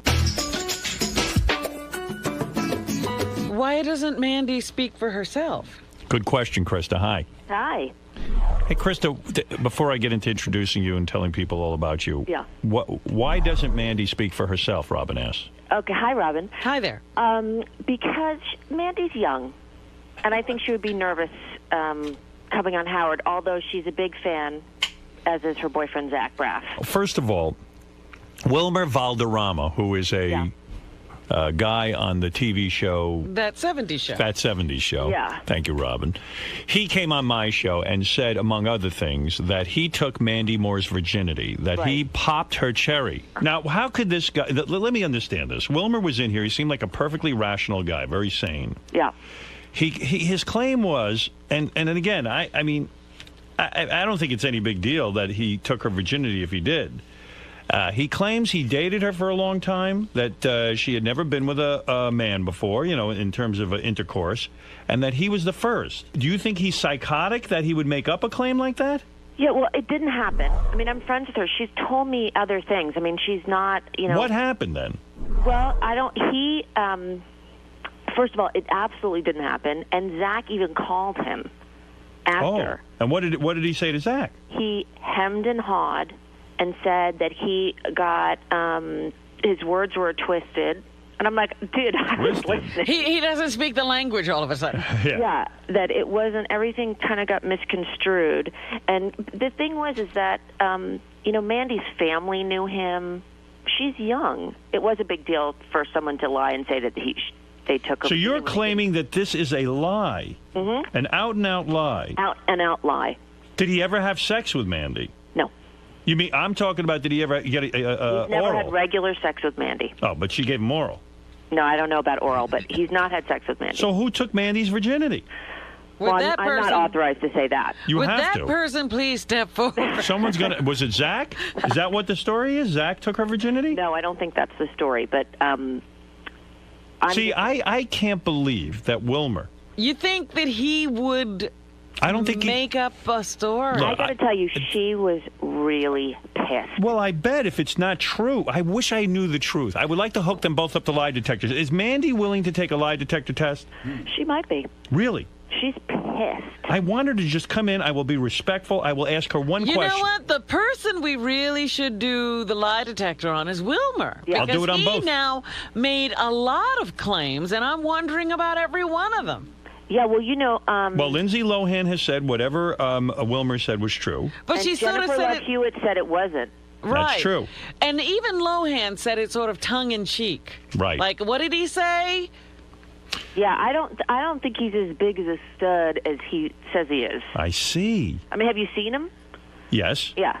I mean, he seems like a nice-looking guy. Robin thought he was good looking, right? He's a cute guy. Sure, he's a cute little guy. Wow, you're saying... Now, when Zach confronted him, did he admit that he didn't take Mandy's virginity?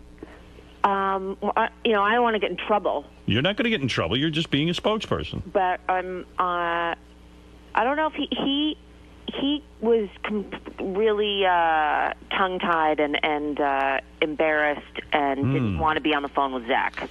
Will Mandy come in and say, will she swear on the Lord Jesus Christ that she did not have intercourse with Wilmer Valderrama? I don't know. I'll have to ask her. Yeah. She was, when I said to her, because I checked with her, I said, do you mind? I'm going to go and I'm going to defend your honor. Because she's so adorable. And she said, really? Would you? I mean, she's not lying. Wow. I wonder what the real story is here. I don't know, but why would a guy use all those famous names and say things happened that didn't Well, you guys happen? apparently twisted his words, which you didn't. We didn't. I heard the whole... What are you talking about? We don't twist anything. Yeah, that's what I'm claiming. Would Mandy come in here, undress, and let me give her a full medical examination? Yes, I know she would let you do that.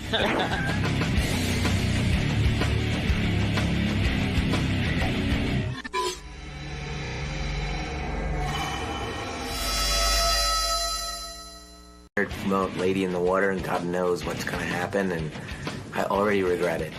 How come? It never ends up being what you intend it to be, but hopefully I'll walk out and it won't be. I'll have to distract people from listening to the thing. And you're usually a pretty good sport with Howard. He likes to joke around with you a lot, likes to poke fun at you.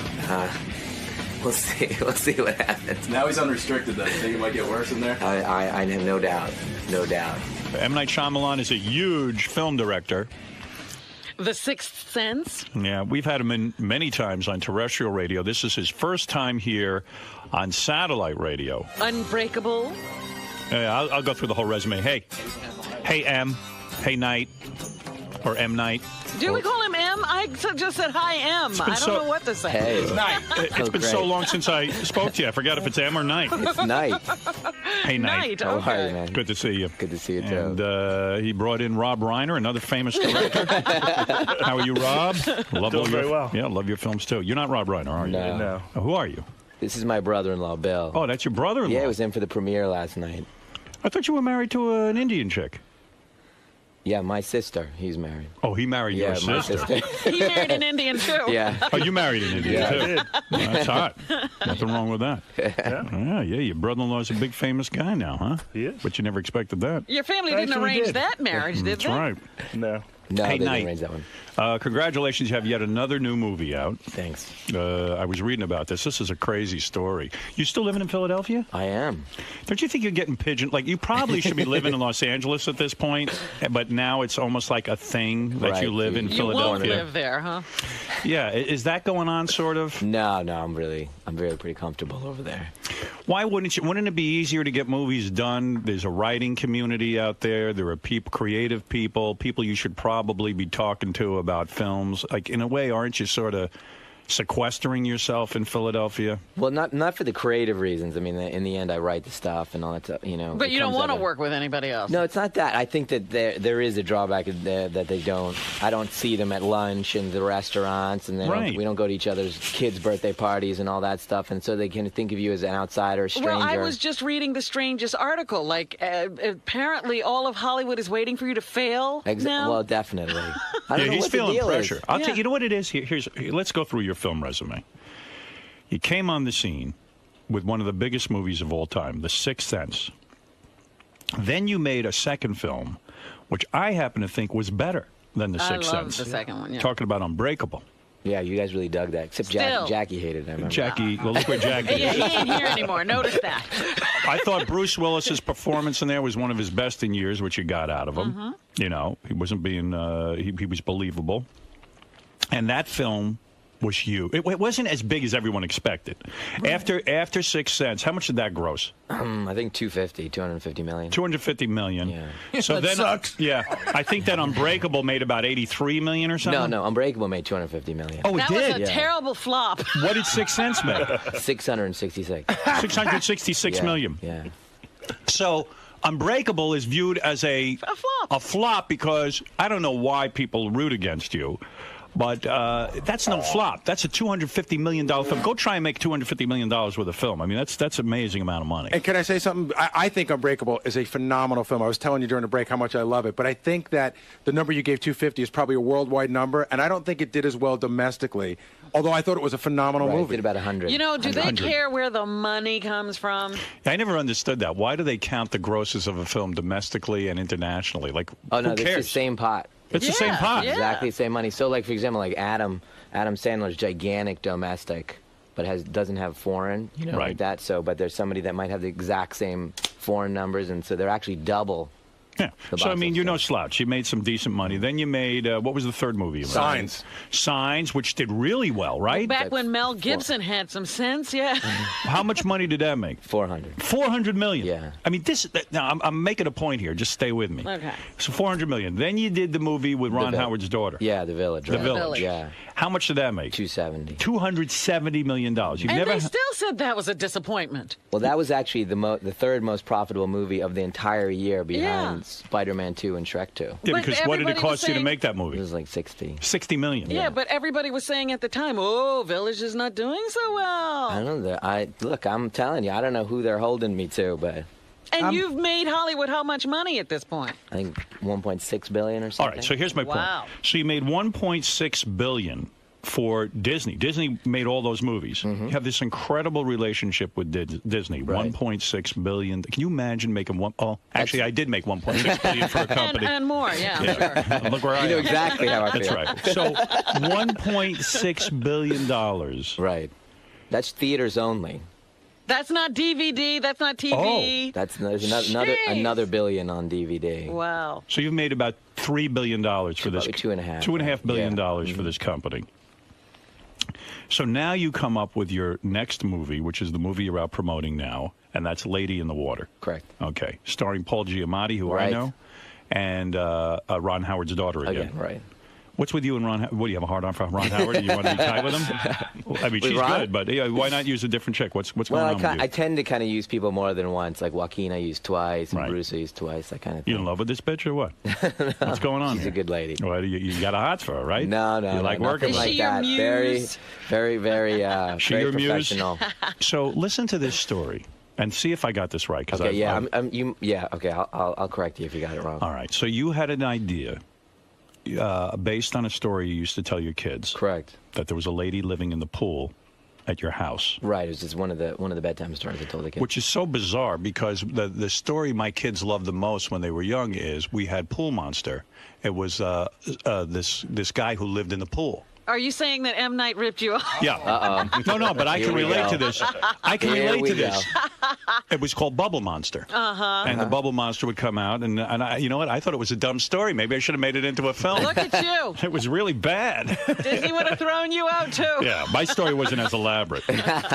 So you had this thing that, you did with your kids, and you said, I'm going to make a movie called Lady in the Water about a lady who lives in a pool. Paul Giamatti, regular guy. All of a sudden, there's a lady living in his pool. Correct. Okay. Finds out, right? And he finds out. All right. So you write the script and then you bring it to Disney, right? Right. Your partner for so long in all your films. Okay. Do you have a deal with them where you have to show them a film first? I mean, not actually. Generally, no. On that particular one, I did, but I have always showed them. Give them, just kind of a moral thing, just kind of coming. You didn't have like a certain on number that particular of one. deal? On that one, I particularly did, but on none of the others, and I did it anyway. All right, you were contractually obligated to show them. Show it to them. Okay, so you write the script, and it's upon completion. Yes. You send it to the person who reads the scripts home. Is that true? Was that the first move as soon as you finished? Yes. All right. So is a man or a woman that you send the script to? Well, there's a few people. A couple of people you send it. Uh-huh. Now, do you send them as you go along, or is it a completed script? No, well, that was part of the thing. Was I hadn't quite finished it, but I thought that everything would be cool since since you're M. Night Shyamalan. You're M. Night Shyamalan. Yeah, I thought it'd be cool. So but I was I could tell there was something really exciting happening in the script. I hadn't quite gotten it yet. Right. And it was a little raw, but I thought it was going to be fine. Why would you send them a raw script? I mean, why not send them the finished script? Well, I did, because there's kind of, simultaneous things happening where you get the cast and you start getting the crew together. You pick a slot when you're going to shoot it. So it's not necessarily like, say it took me an extra 3 more months to finish it, which it did. That time we could be spending setting it up, and rather than doing it linearly, we could be a little bit more efficient with it. So it was just that kind of, hey, we're all going to make this, so let's just. For future film writers out there, is it a mistake to send a raw script to anybody? Absolutely. Now you've learned that. Absolutely. Okay. Well, yeah. I mean, the thing was, I think that I didn't realize at the time, that you have to just always just finish it. People don't have the vision to just to see the frame of the house and say it's going to be great. A lot of people can't. Even the people that do it for a living. That's right. Sometimes people don't have vision. Okay. You just finish it. So you send it. Now you started to become upset because when you sent the script over, one of the women who's supposed to read it wouldn't even read it. Okay, well, now you're starting to reference a book that was written about me, okay. a reporter's version of what happened to me over the last year and a half. You're saying that book is not true? Not that it's not true. It's his take on the events that happened. But wasn't it true that what you felt was they came to you, you had a meeting with Disney. That's correct. And Disney said to you, we don't like the film. They didn't. What they said was, it's real strange, and it is. And they didn't really understand where I was going with it. That sounds interesting to me. Isn't The Sixth Sense real strange? Or isn't The Village real strange? Yeah, they're all. When you start to get that, that's the thing that I started bringing up, which was that this has always been the issue, which is, I'm not typically conventional, and the things that aren't conventional have always been an issue. Mm-hmm. So Unbreakable at the time was a big conflict. So when you wrote the film, and now you have a meeting with Disney, Disney said, we don't think the film is ready to go, and we don't want to put money into this thing. No, actually, and you left the meeting and cried. Well, what actually happened was, I have a final cut and all those things, and I just never ever want to use that power, because it's if you're pulling the gun on somebody, then You like to be collaborative. By final cut, you want to be mean supported. you could override the studio's feelings on any film, on anything, but you right. like to be a team player. Yeah, I mean, it's not, I'm not in that place where I don't want to, I won't do a good job. I just won't do a good job. So when it was playing out like that, and I just realized that they had, just didn't see it. Or the thing, I guess the way I interpreted it, and it's just my interpretation, was the things in the movies, the 4 movies previous, that were unusual and unorthodox were the things that were, God, if you just didn't do that, we would have made another $100 million, or we would have made $1 billion.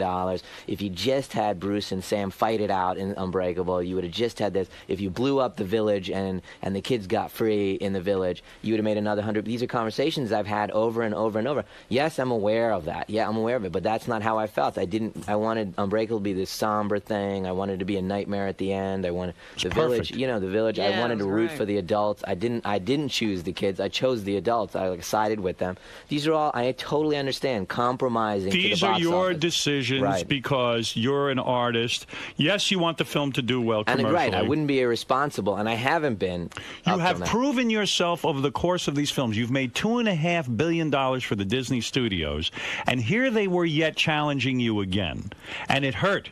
It definitely hurt because I felt like this movie, Lady, was going to be kind of like this for you, kind of the beginning of a new thing where I was not going to play by the rules. And I literally was saying to them, you know what? I have the opportunity with the audience and everything to just play like an independent filmmaker on a mass scale. My movies get released. This movie's getting released on 9,000 screens around the world. On a mass scale, I can make independent movies. And these aren't typical Hollywood films, is what you're saying. Yeah. A lot of these should have been maybe independent films, but because of your success, now everyone's meddling. I mean, you even wrote the Stuart Little screenplay. You would think that would mean something to these guys who have written nothing their entire lives. You know what it's like? It's like What is it's it like? like? It's like the show Columbo. And How do you figure? Let me tell you why. All right, go ahead. The cops always disagree with Columbo in every episode. Every episode. In every episode, Columbo's always right at the end. And you'd think after 3 seasons of Columbo, the other cops would say, you're fucking brilliant. Right. You think in the 4th year they'd go, Columbo says this, so it's right. Right. You want to watch the TV. Yeah, but no, they have to disagree with Columbo in every fucking show. What have you read about this, Artie? You seem to be very aware of M. Night Shyamalan's career. Well, I want to make sure that he's on the right page with this too, because he mentioned that this is a reporter's idea. But I read the article, I believe in Entertainment Weekly, that just came out. Now, do you agree with that or not? Well, that's excerpts from the book. That the reporter. Yeah, that book, though, they're claiming was so authorized. I know. You know why they're claiming that? Did you cry when because Disney... the reporter actually dug me. Oh. Right. After spending a year and a half, he actually dug me and sided with me on this subject, and so he must be a sycophant. He must have just He must written have whatever been. you As the said. New York Times review didn't say, oh, Knight has a sycophant. Oh, great. So it's only legitimate if they hate you. You can tell the guy liked you. Cry? Did you cry? You know what? I did. See, I knew what was going to happen. I knew when I was sitting in... what? Somebody's Cold-hearted bastard. Yeah, give me the music. Give me Robin's music. Why did you cry?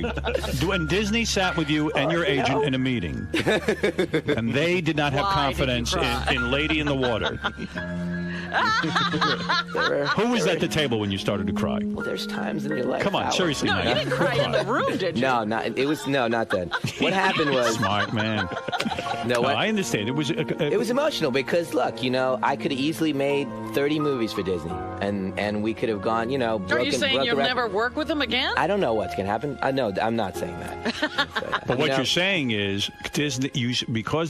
When Disney saw that you were upset, they said, "You know what, Knight? Fuck what we think. We're going to give you $60 million. Go make your film." Right. You said no. Right. I see that you guys do not have faith in my new film. Right. You don't have faith in me. Right. I'm going to someone else to make this film. I said, what I said to them was, this is all I said to them. They said, okay. I explained where I was going with the movie, and I said, it's very eccentric. It's like Princess Bride. It's a very unusual movie. You got to go with the kind of unusual tone. If it seems insane, like I went through it and I said everything that I've written since I was 21 years old, and every single thing has been made and been profitable. And I said, and so when I come to you with this, and it seems a little crazy, just take a step back. Just hold on 1 second before you go, you're insane, you need to come and go make, traditional movies. Just hang on 1 second, just hear an explanation. But they didn't. They came they came forward and gave me no room, and it really it made me feel like the things in me that were holding me from doing like more adventurous stuff, taking huge risks, was these voices that hanging over my shoulder. You know what I mean? And I said to them, God, if it seems insane to you, just hear an explanation of why.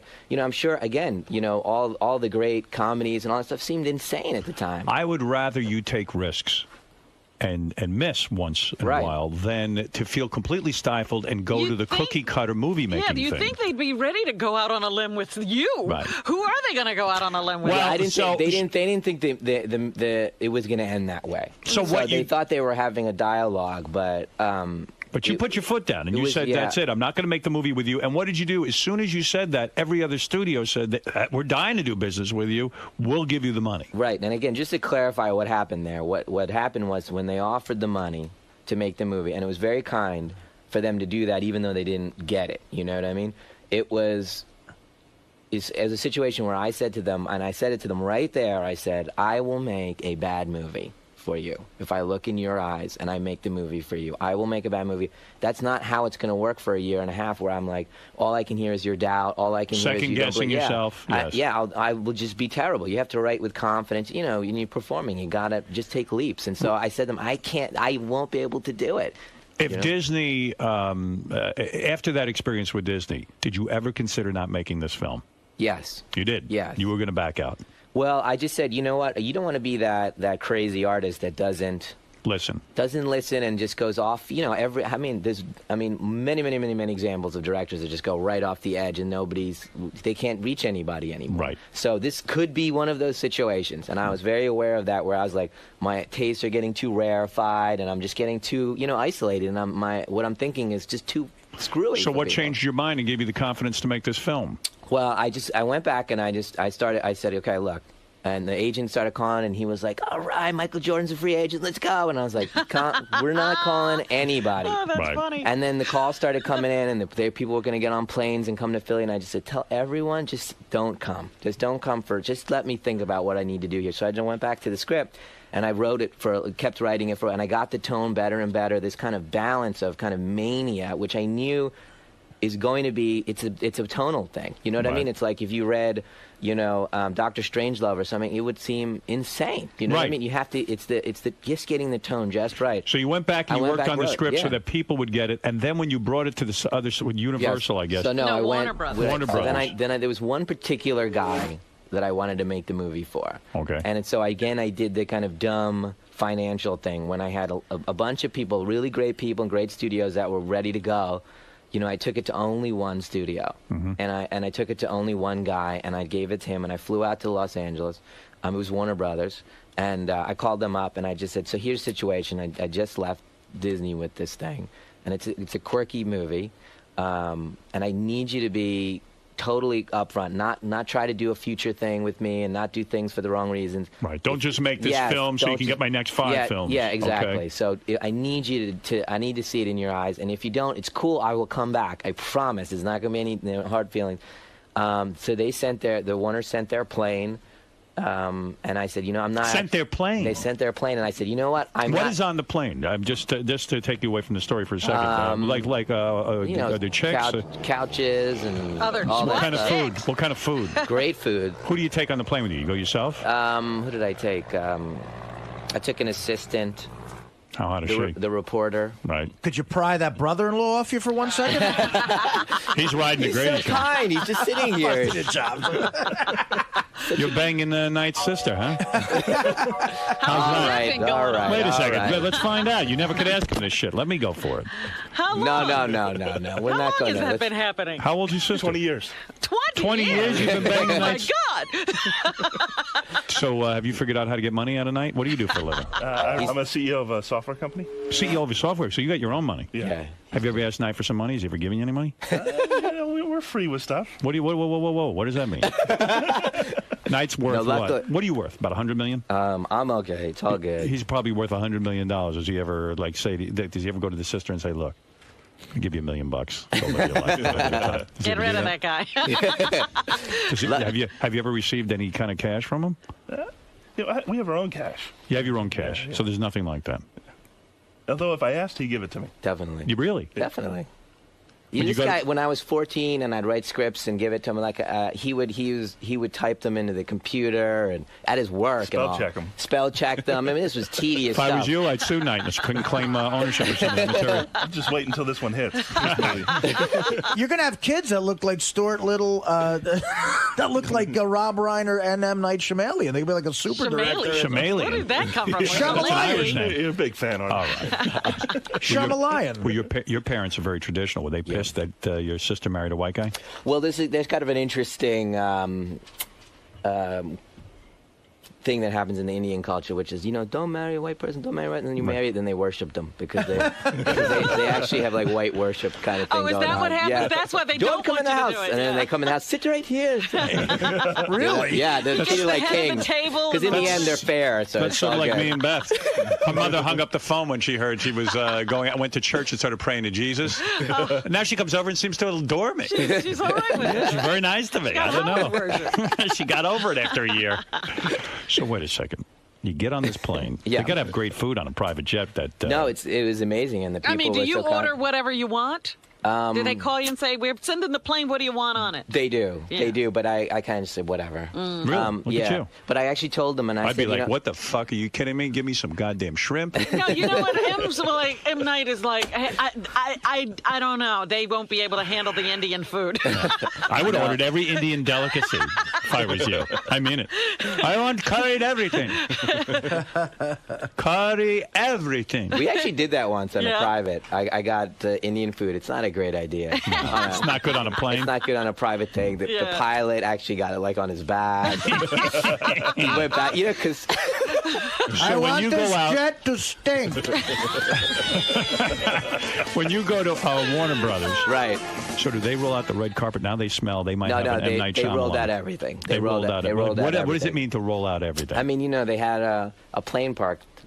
But do in they Philly, carry you in? Your feet well, don't I hit told the them. I ground? said, I may take your plane, and this may not work out. Right. And I may come back. We may talk about the movie, and I may say, you know what, not this one. And then I'm gonna, I said, let me just fly my own thing. And they said, no, we totally understand. They flew you out. They flew me out just on a hypothetical. Where do they put you up? They put you up at the best hotel?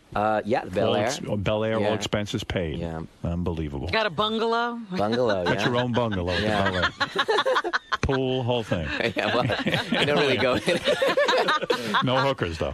No. It's my brother-in-law here. I don't know. Do you So, ask for illegal things or? weed, anything? Acid? No. Nothing. Nothing. Man, just send over all the weed you can. I want the plane packed with weed. Give me a big bag of weed. I want curry and crystal meth. Now. So you there, you meet with them, and they say, we love this film. Yeah, well, what happened was we talked, me and the chairman of the studio, we talked. And Who's the chairman of Warner? Alan Horn. Alan Horn. Yeah. All right, go ahead. Jew? I don't know. Sounds like a shortened name. Horn. Did he have horns? Did he have actual horns? No. Hornowitz. He's actually like the most genuine guy, and that's why I went. So he's to not all Jewy. Short for Alan Hornberg He seems to have feelings.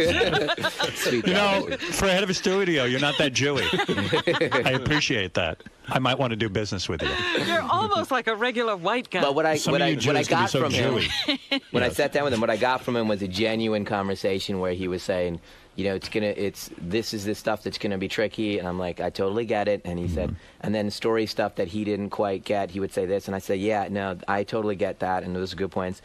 And then I said, well, what do you think? And he just looked up and he loved it. Let's do this. So let's do it. And again, it wasn't the same screenplay. Right. So that was a little like a little this unfair. wasn't what Disney saw. No, it was a better, clearly a better version. And he gave you a $75 million budget. Right. Which is a better budget. Yeah, better budget. This Disney. I'm sure we would have gotten the right budget. Now, wouldn't it be great if this film was a huge hit, not only for you personally, but to say fuck you to Disney and to say, you know what? I was You know right. what? You were wrong. You know what, but scumbags? Well, you know what? That's what the entire media has made it out to be. You know what I mean? What if it isn't a hit? Will you think they'll laugh at you? Well, you know what? The thing is, will you be able to handle it? You know, like Are how you you gonna came cry? here. No. All right, well, go ahead. Here's the thing. You know how you come. Lady in the Water ain't a hit. Go ahead. You're saying. But isn't there a cynical part of you, though, that still says, look, this guy's bullshitting me, he hates the movie, he just wants to do business with me? Do you have that part of you that thinks that, or you really believe the guy loved it and gets your whole creative vision and stuff? No, I have a fairly good meter for that. Right. You know, be able to tell when executive bullshit. Yeah, when why they're doing something. Right. Yeah, when they're stroking and stuff. You got to be careful about that. Bottom line, you made your movie. And you got your budget, and you went to work for guys who believed in you. It sounds good. I mean, but there is a lot of pressure. There's been a lot of promotion. It seems like you're getting a lot of support. Oh, it's been fantastic over there. You know what? Why do you think everyone is rooting against you? Do you think it's maybe an ethnic thing because you're Indian? I don't know. Or you live in Philly? What is it? I think a little bit of it is. Which one, Philly or Indian? It's suspicion, I think. You know, suspicion. You know, it's not an unusual. It's not an no. It's not. I think it's not an unusual pattern because when I was Spielberg had it. He had Jaws, and then for the next 10 years was bash. I think it's like whenever you see somebody successful independently, you want to see them brought down. Yeah. Sometimes. Why is that? What is that about human nature? I don't know. I have the feeling, and I didn't always have this feeling. I was more on the side of let's watch the guy fail. But now I can appreciate when somebody's a good filmmaker or writes good books. I'm so appreciative. They've made my life happy. You know, well, that's the purpose.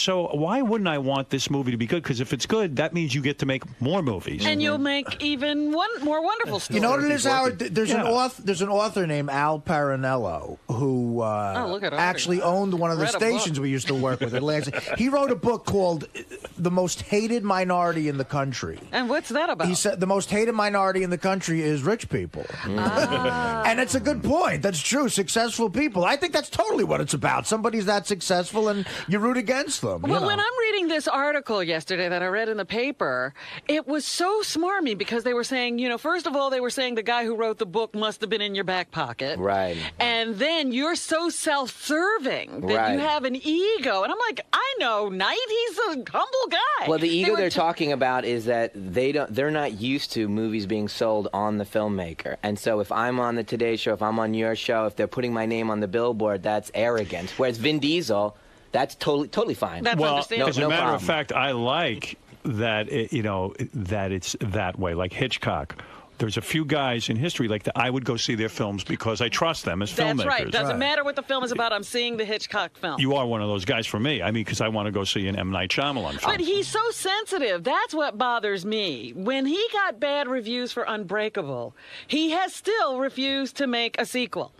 No, I mean, you know, it definitely get hurt, but you have to be, I'm constantly self-evaluating and make sure that I'm being responsible, you know, do it at the right budgets, make sure everybody's, you know. Everybody responds to criticism. There's no question. It hurts, definitely. You're damn right. You don't get the same, if people love you, you keep going on. If everyone's bashing Unbreakable, you're like, oh, fuck, I'm not going to make a sequel. They don't want it anyway. I mean, come on, that's human nature. What is it, Baba Still Foo made Fi? $250 million.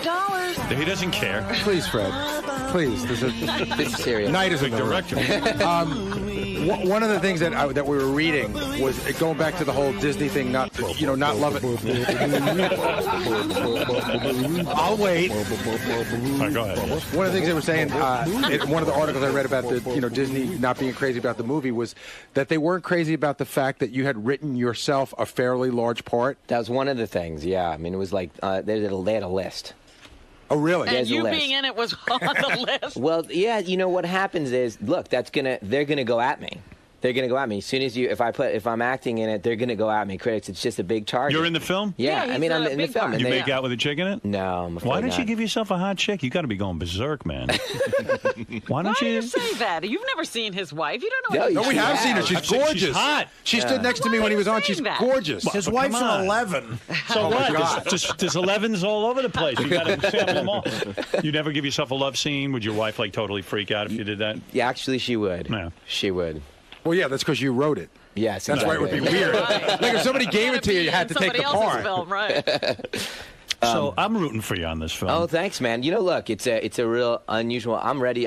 You know, Pirates is been been a kind of When's this thing come out? Friday? Yeah. No kidding. Okay. It's going to be a real battle for us to take #1 from Pirates. So we'll see. Yeah, they've been 2 weeks in a row now, right? 2 weeks in a row. Ron Howard's daughter naked in this? You know what? You actually will be happy. She's very scantily clothed throughout the whole thing. What do you mean by scantily clad? Do we see? You won't see shit, but you see nipple? Anything. You won't see anything. Camel but toe? She's not really dressed that much. No camel toe? No. It's like a wet T-shirt kind of thing. You see nipple? Nothing? Nothing. Wow. Nothing. But you'll feel like you did. Really? Yeah. She's hot, huh? She's cool, yeah. You ever accidentally walk in the dressing room when she was changing? No. Come on. No. Give me some scoop here. No, not at all. You ever think about, like, sometimes a director will fall in love with this star. Do you ever beat off thinking about her? No, you know what's interesting? You never beat off thinking about her. Come on, you got time to. Do you beat off? Let me. You beat off, right? How long you been married? 13 years. 13 years. So you beat off. You're going to say here. You're going to say here that you've never beaten off to Bryce Howard. Daughter? No, you know what? It's a very kind of strange thing. If you've met her, she's very pro. There's not that kind of vibe in the air at all. I mean, it's like a kid, not like a sexual vibe. Yeah, exactly. It's I think you're bullshitting me, but no, that's I'm telling okay. you, serious. I would tell you. Thing going? I would tell you. Maybe you beat off to Giamatti. I don't know. What yeah, what's your thing? That would be a problem. No matter what your sexual stance was, that would be an issue. Paul is nobody's type. What are you saying? Oh, come on. Paul's a sweetheart, man. That's Artie talking. Yeah, but... Whoa, you took the ball and ran with it there, Robin. You know when guys get famous, they get better looking? I don't think that's happened for Paul. Paul is a good-looking guy. You guys are crazy. He's got his own look. He's the sweet eyes, those puppy dog eyes. Yeah, Paul Giamatti. I love that guy. I know. Yeah, he really. He's amazing. Great guy. He made That my was the movie other- great. See, like, so for example, like the thing that they say, oh wow, he's a whatever. You know, the same thing they said about Hitchcock. He's a huckster. He sells. That's all he is. Smoke and mirrors for me. And the thing is, what that allows me to have a relationship with the audience. I can cast anyone. That's right. I can cast Paul Giamatti as the best actor in the world to play the lead, which wouldn't happen. I can hire Joaquin Phoenix to be the lead. I can hire people that I think are going to be the lead. Because you're the star of the film. Well, you know what? That was another great part of this article too.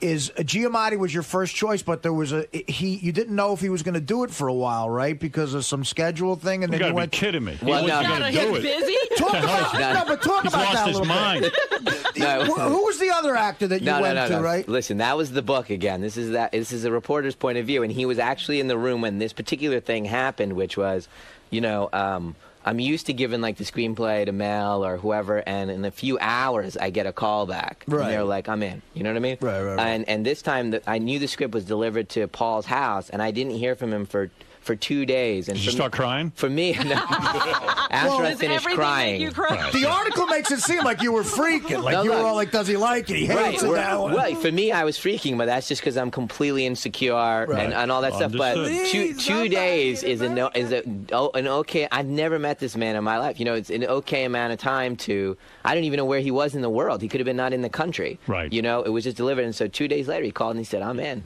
Wow. So it was just in that 2 days I was like all nervous. Oh, and who were you thinking about taking the part? Oh, a lot of people. Howard Stern ever come up? Howard came up. And, nobody ever taps me for a. He still hasn't found the role for you. I'm thinking something, man. I'm a good actor, guys. I know you are. People don't understand my ability.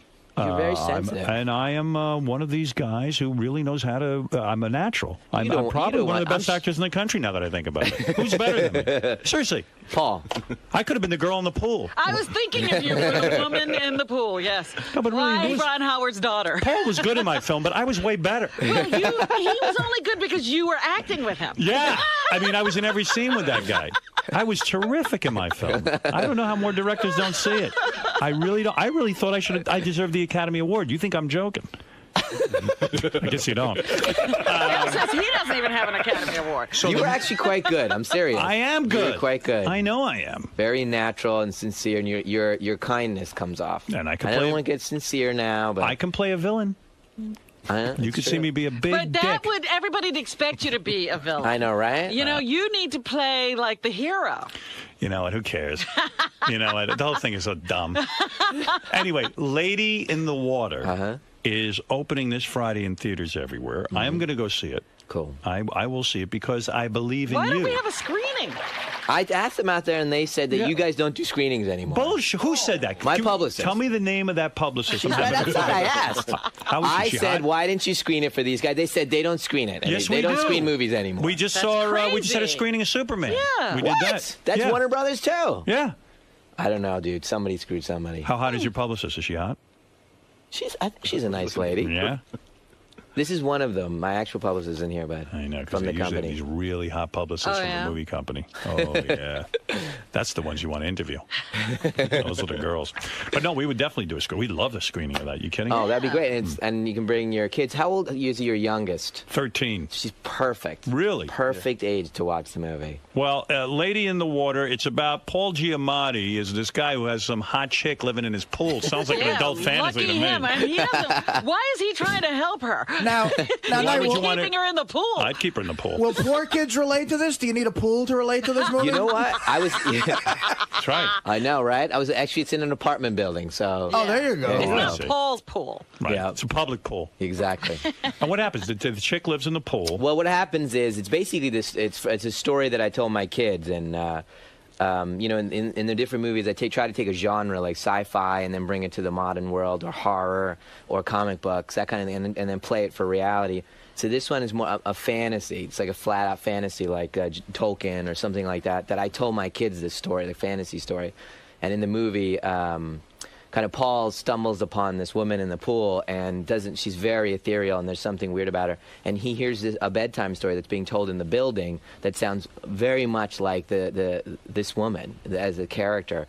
And he has to start kind of deciding whether she's actually a real version of this thing he's hearing, this mythology that he's hearing. Does he think he's going mental? Yes, he does. He does. He does. And then slowly over the course of the movie, he has to get others in the building to believe in this. Does he fall in love with her? You know what? That's what I wanted the movie to be. And when Disney read it, I was still trying to be that. Right. And then in the end, it kind of turned into kind of like a quasi-sexual relationship that they have. There's like a sexual tension in the beginning. It'd be cool if she comes out of the pool. He has that at the beginning. And she just eats him. He falls in love and she eats him. Bald head. Like, just eats him. Just swallows him whole. Turns out she's a monster in the pool. There's a little tension about that. You're not sure where you don't she's know. coming from. Yeah, you don't know where she's coming from. Gotta be scary. I can see what you're saying, though. You don't want to get too out of touch with the common male. Your next movie better not be a monster living in our private jet, kid. There's a monster in our private jet. So the girl... How many can relate to that? Snakes on a plane, man. Right. What's up with that? That's wild, huh? Why don't they just kill the snakes? You seen the commercial for that? Snakes in the plane? Yeah.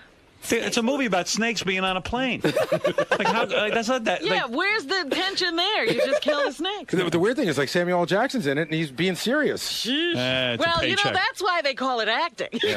He's got to start wrapping up. Who's he? Mr. Shyamalan. Night has to go. Night has to go. Where are you going next? What's the I interview think schedule? CNN, Larry King or something like that? And then Jon Stewart. And Jon Stewart? Yeah. Okay. And what about your brother-in-law? He's going to go to all that stuff? No. He just wanted to be here. He loves you guys. That's why. Well, thank you. Well, Knight, I really do wish you luck. Thanks, all of your guys. films Thank have you. been delights for me, and I'm glad you're still making films and that you didn't get defeated on this, and I'm anxious to see it. And I hope it's good, and I hope it kicks ass, and Disney's sitting there weeping that they didn't get the film. Now they'll be crying, maybe. All right. And I know you want to say fuck Disney, but No, go no, ahead and no, say it. no, You no. can say it. No, You want to no, say no. a dirty word or anything? You don't say dirty. Do you ever use dirty words? I said one, I think. You did. Do you ever say dirty words in your films? I'm sure. No, not in the films. No, not in the films. All right. Well, it'll be nice to show all these reporters who are writing the stupid stories. I'm sure they're going to pound me no matter. Failure. Yeah, they're going to pound me no matter what. I wish you luck. I wish you luck. I do. Did they review the thing yet? Oh no, it'll be on Friday, but I'm sure they're going to. You can pound it? You've tested it, though. I How's guarantee it it. Are you dreading? The audience, it's my highest scoring audience movie. Yeah? Yeah. Up there, it just got a little higher than Sixth Sense. No kidding. Yeah, but the critics, all they see is me, and they're not reviewing the movie like the reviews that we've seen. They're reviewing me.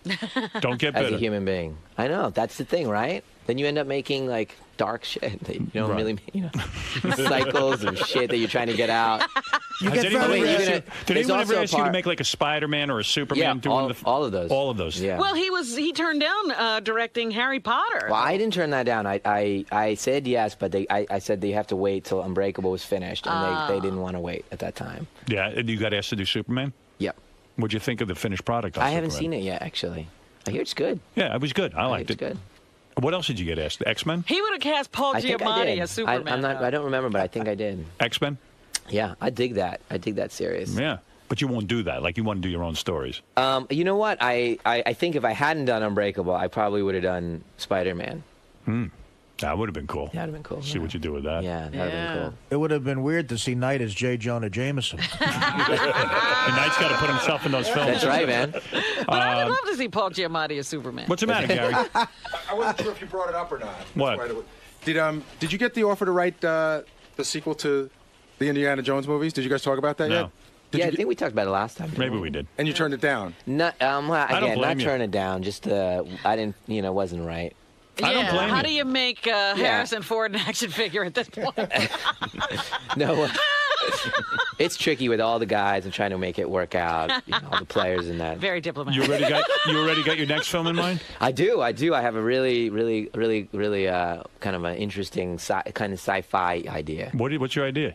I can't tell you that. Give me the pitch. Maybe I'll produce it. I can't You're gonna, rain all over his parade again. He'll start crying. I'll start crying, man. Give me the pitch. I'll tell you it sucks. I'll watch you cry. I'll cry, man. Then already you make fun of me. I saw that as a Indian musical star. Wow, Howard doesn't like it. The next movie is there's a monster living in the kid's private maids. He did that. That joke was funny. Yeah. A little while ago. Did I go one too more? Satellite, you could. Yeah, a little one too many. Went there. What about? You see, it's about editing. How about a film called The Seventh Sense? It's just a thought I had. What do you think? All right, thanks, guys. M. Night, thank you. And I don't know your brother-in-law's name. Bill. Bill. All Bill right. Loftus. Bill, good to meet you, and we'll be back right after these words. Pretty legitimate interview. It was actually straight. That was the straightest one. The 5th time I've been on, that was the straightest one. You really got Satellites tamed him, man. You really got to vent about Disney though in there. Do you feel as though I didn't vent. He was venting for me. But do you feel as though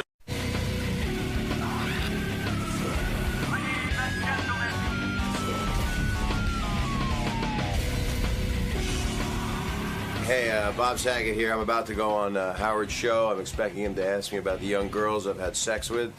And I don't really have sex with them. I just kind of I've hung out and they come up to me. So that's it. It's not my fault or nothing. My mom watches this every day. You're watching Howard TV. It's all my mom watches. I got her number if you need it. Bob, why is Howard so intrigued with your young girl stories? I don't think Howard's intrigued. I think he got to fill radio time. And it's special radio because it's serious, So I think the fact that it's uncensored and I'm still not the wealth of information about getting tons of tang, that's what's so compelling. All right, well, have a good time in there, Bob. Thank you. I had a pap smear right before I came in. Bob Saget's here. Bob Saget, of course, hosts a new show. As Robin says, it's sort of like a tryout. I would love to get a game show. One Hey, versus Bob. 100. I don't know. This might sound really complicated. Hi. It's so complicated. This game show is so complicated, I don't even think Bob can explain it. And he's the host. He doesn't even know what it is. It's 100. It's 1 versus 100. I've often said I met with those Endemol guys, and they sat me down and pitched me on doing a game show a couple of years ago, right after Fear Factor came out. Right. And they explained the game to me, and it was so friggin' complicated, and it sounded like I had to do a lot of work, make people laugh and shit, and I was like, you're exhausted just listening. yeah, well, why they didn't pitch me Deal or No Deal, I don't understand. I heard about that. I thought they were going to open up a briefcase to be like the head from Seven in it, Yeah, something It's all simple. terrorism. Something would blow up. In fact, John Hine, who gets advanced copies of all these shows because of his website Jump the Shark, right? He says he watched the show, and he says he doesn't quite understand how to explain it to me what the show is. So you got to figure out a way to tell the public. Now, this is a problem What when this is. you're going to have trouble explaining what I tried last night. I was on Conan last night, and he said, "Can you explain it?" And I thought about it, and I said, "No." But it's like you did the special Hollywood Squares thing. Yeah. It's kind of like that, but 100 of them. Whoa. It's 100 people. It's a wall of 100 people. 100 people are on a wall. And they are they're not like bolted to it. Right, but it's they're like a crucified. thing. They're Velcroed. Right. Are they celebrities? No. They're like Regular Ken Jennings, the winner of Jeopardy, and some guys, millionaire winners, and then some soccer moms and some TNA. They got the girls from Deal or No Deal, some of those girls. Okay. And then some debutantes and then teenage girls, which I stayed after for. Right. And you are the host. Yes. And I see this wall of 100 people, and what does the contestant How do you even introduce everybody in a half hour? I don't give a shit about that. And then I could say I pick on one guy by mistake. Nobody tells me, don't talk to number 31. Right. I talk to number 31, and I swear to God, he goes, "Hello, Bob. How are you?" He's got a pool cleaner for his cancer throat. kazoo. Yeah, and he a goes, pool cleaner in his throat. Yeah, he can clean the pool. He's got a skimmer for a neck, and he goes, "I just want to say something about all the cancer survivors." And I'm like, "Oh, fuck! I can't put this on the air." And everybody's eyes glaze over, and I can hear over the essay. Nobody told Bob not to talk to 31, and he's a nice guy, and he's a biker. This is when you're shooting the pilot. Yeah.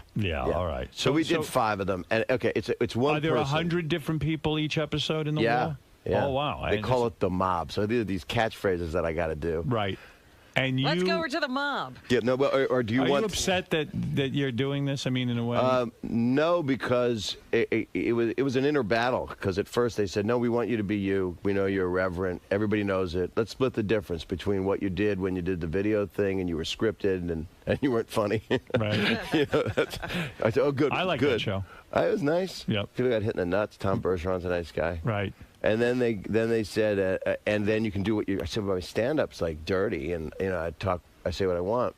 And they went, no, you can't really do that. It's prime time. But Let's be here's realistic. 5 1-hours on NBC after Deal or No Deal, and there's no script. So I said, that sounds attractive. And I figured I'd take a bullet on 1 or 2 creatively to try to explain the game.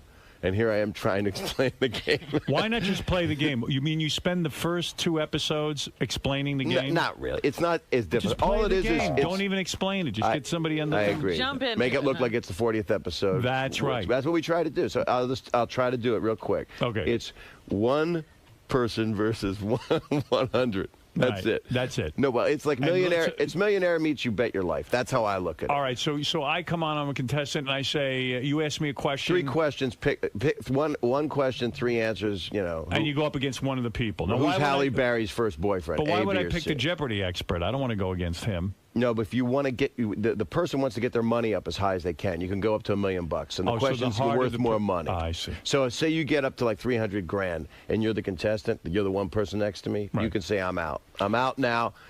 But if you lose, if you get a question wrong, whoever didn't get crap wrong, the people split what you won. That's where you're losing. You're losing me. So if You go ahead. there's 30 people, they get to There's 100 people. It could be down to 30. Right, yeah. If they're 30, If it's down to 30, they'll split whatever. 300,000. Or, Do you like or being a game show host? 1,000. Are you happy about this? Do you like it? I don't know yet. I No. enjoyed the third one and fourth one. And I enjoyed it. I actually enjoyed it. All right, because for Howie Mandel, this was a godsend. I mean, now Correct. Howie's all over Well, I the called place. Howie after I did this thing. Yeah. And said, what should I, what do you think? And he said, don't touch me.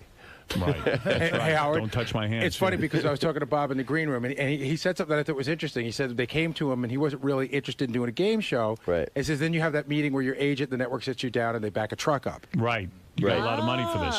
Well, they do. They, that's there. They can't help it. They pay a lot of money because they need a guy who's good on television, has name recognition, someone who doesn't offend the people. You come up there. That's why I'll probably never get a game show. No one wants to. You could do anything you wanted to. I can't. I And mean, I offend you too are many doing. people. You know what? No, you don't. You're I doing offend the people.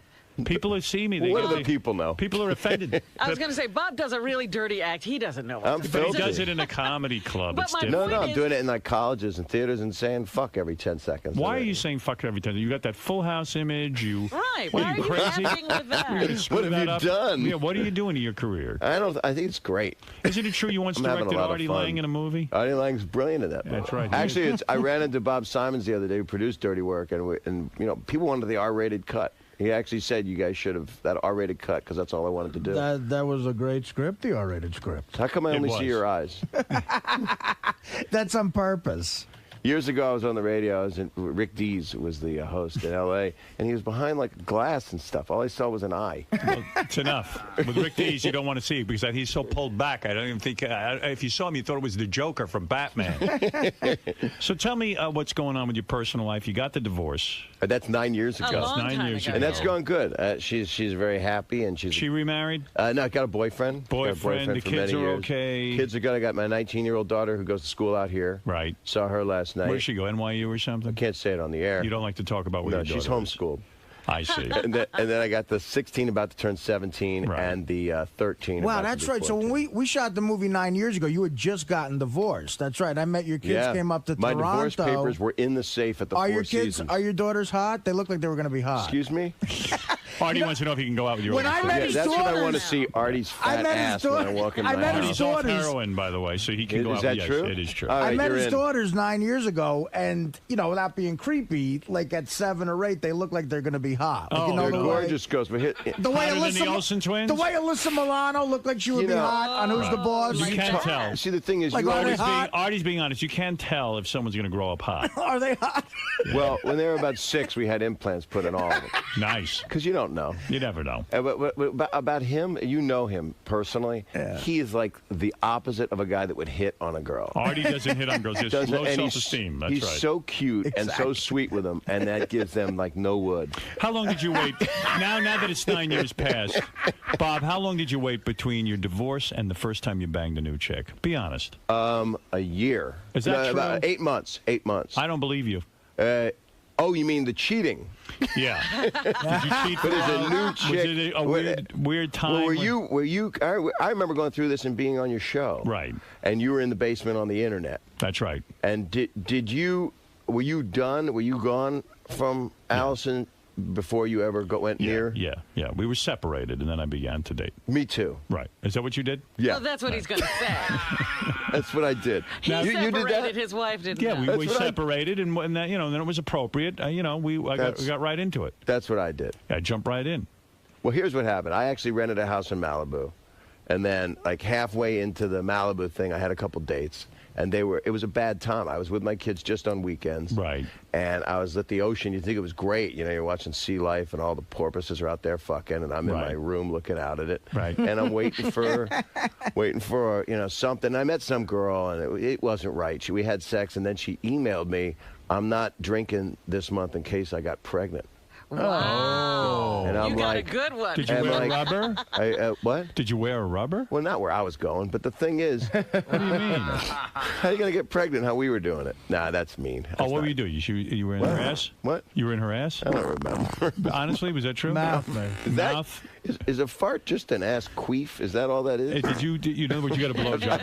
You got a Left with a wet fart. blowjob. You got a blowjob down in Malibu, and and she thought you could get pregnant. No, be honest with me. But she spit it into her. No, what happened? I mean, did you really go in bareback? I mean, that was kind of. I had a problem. Artie remembers back in the day with me, right? No, I know. What's well, your problem? Well, it's funny. When we were shooting the movie, he was single. He had just gone through. But by the time the movie came out the next year, you were dating some 22-year-old chick. Remember that hot chick? Dated her. with Yeah, big she was very tits? nice. Yeah, She was It's cool. a nice way to talk about her. No, she was hot. She was a very nice girl. He had a 22-year-old. Are you kidding? Are you dating someone now half your age? Right? I'm dating. How can you not be half my age? I'm 50. Right. I'm dating a 50-year-old woman, and I love it. How old? You don't hear that a lot. Robin, is that horrible? That's horrible. That isn't was it? horrible.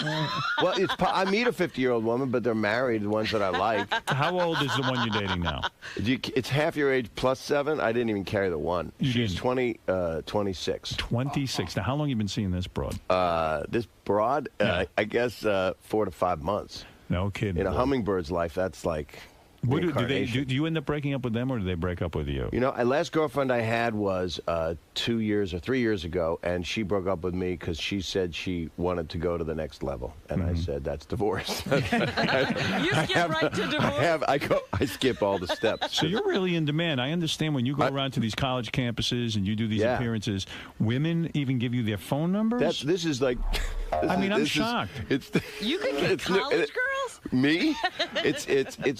What's new for me is like I'm able to like sell out thousands of college kids in theater. That's like past 6 months or 8 months. Is that because of the success of Full House? I think it's because I did a lot because of Aristocrats, because I was in Entourage and they smoked a bong and hookers. Right. Oh, forget it. He's mega. That's the thing about like when we shot Dirty Work. You work with a director on a film, and the guy's giving you notes on location on a street, and you don't think that guy's going to be be like distracted by something. We're shooting on the streets of Toronto. You forget he's mega famous. I mean, Right. Full House in America's videos. Every other person was yelling, "Shag it!" or like, "Sign my kid's face." You know, like See, I these don't think of you- 4-year-olds would come up to him. I don't think of you as like a stud, but you're a nice-looking guy. You got money in the bank, He's and a it's true. I catch. guess you go up to these shows, and what do they do? These women They flash their tits. Do they? Young girls. Young girls flash I was their at tits. University of South Carolina 2 nights ago, and they were like a girl. She just kept shaking them, and I was just like, "Nice of you to bring the kids." You know. You're saying she whipped her top down. I was at Northwest, and they threw signed tampons up on the stage. What are you talking about? In the wrapper, though. A They didn't like signed pull them out of their pussies. That's disgusting. I can say pull them out of their pussies on A girl here. pulled a tampon This out is of her nice. pussy? Oh, it's great. This is so nice. I could say a woman pulled a tampon out of her pussy, and That's it was right. signed. It was And the signed. punchline doesn't even have to be clean. The What punchline do can you be mean? clean. A woman, several women all had the same idea to write their They're numbers. for their cell numbers on unused tampons in a wrapper. And they like hit the stage. Why a tampon? 'Cause that's What- dirty. I'm supposed to be dirty. So Sexy. they thought, yeah, it's sexy, right? Are you very dirty now on stage? Is that what's going on? I've always been, but I Yeah. think I just talk a lot about the normal shit. 'Cause What do you girls, talk about, sex? No, it's stupid jokes. Like a girl, yeah, I talk about sex a little, but it's just jokes. What are you saying? Women come up to me and say, "I grew up watching you," and I go, "Good." Now you're going to go down watching me. Jokes. Yeah, jokes. Oh, forget it. He's filthy. Like he directs you in a movie. He'll come up to you and go, "Okay, do that again." Yeah, a but that little- was you. But no, it was with everybody. Like, No. do that again a little less. By the way, I love your tits. Can I titty fuck you anyway? Well, I'm directing Artie. Interesting. Well, you're directing Artie. I go up to Norm Macdonald and I go, Norm, try to, look like you like her a little bit. That's it. It's Try about to the female lead. He was trying And to then get I go up to emotion. Artie and I go, and then he's like, just throwing him away. Oh, you're doing great. By the way, I want to fuck you in the ass. And action. Yeah, Jesus. It's just for Artie. But wait a second. Did it change your performance at all? No. So you're banging girls the age of the Olsen twins. No, that's the weird thing is I don't always bang. But people say bang, and I'm not always. Maybe I'll flirt, or sometimes if somebody sees you in a bar and you've had a couple drinks, because I'm not done drinking yet, right? And you're making out. If you kiss somebody or somebody kisses you, which is gross sometimes, if you do that, especially if the breath is young and rancid and drunk and evil and like a crow on. Yes. Oh, it's awful. Well, you never have this happen because you don't go out that much. I don't go and out you're that in much. love with Beth. 6.5 years we're going now. That's unbelievable. Yeah, 6.5 years. May I ask how old she is now? She's 34. She's getting too old for me. Yeah, Jesus. I haven't even met a woman that old. Really? Well, I have. Be honest. In other words, you wouldn't even consider a 34-year-old. No, I would. You would consider one. I'm crazy about the girl I'm dating right now. She's 26 and she's smart. She's a lawyer. I'm fucked. Sounds great. One of those great 26-year-old lawyers you want defending you. You'll never get married again. I don't know that. Like, if you get me by the balls enough and I fall in love, because I'm like one of those guys. I'm a romantic. I want to be in love. Right. Yeah, me too. And then. But how do you keep falling out? I get infatuated. I think they dump his ass.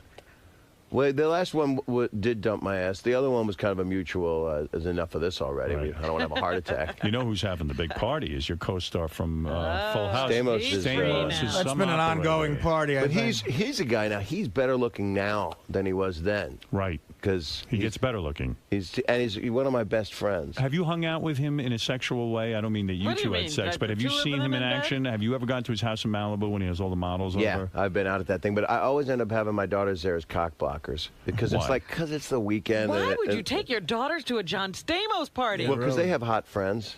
Now, you mentioned like the Olsen twins. Would you bang one of your daughters, your older daughter's friends? I'm glad you had friends at the end of that sentence. Yeah, right. Or would you bang your older daughter? We're in that world now. Would you Why bang am your I- older daughter? No, but my middle one's looking good. Right. No, would you ever like When date the daughter's friends? Never. You never would I've do seen that happen. We know a couple people that have That's dated. true. Bob Simmel. Bob Schimmel's daughter.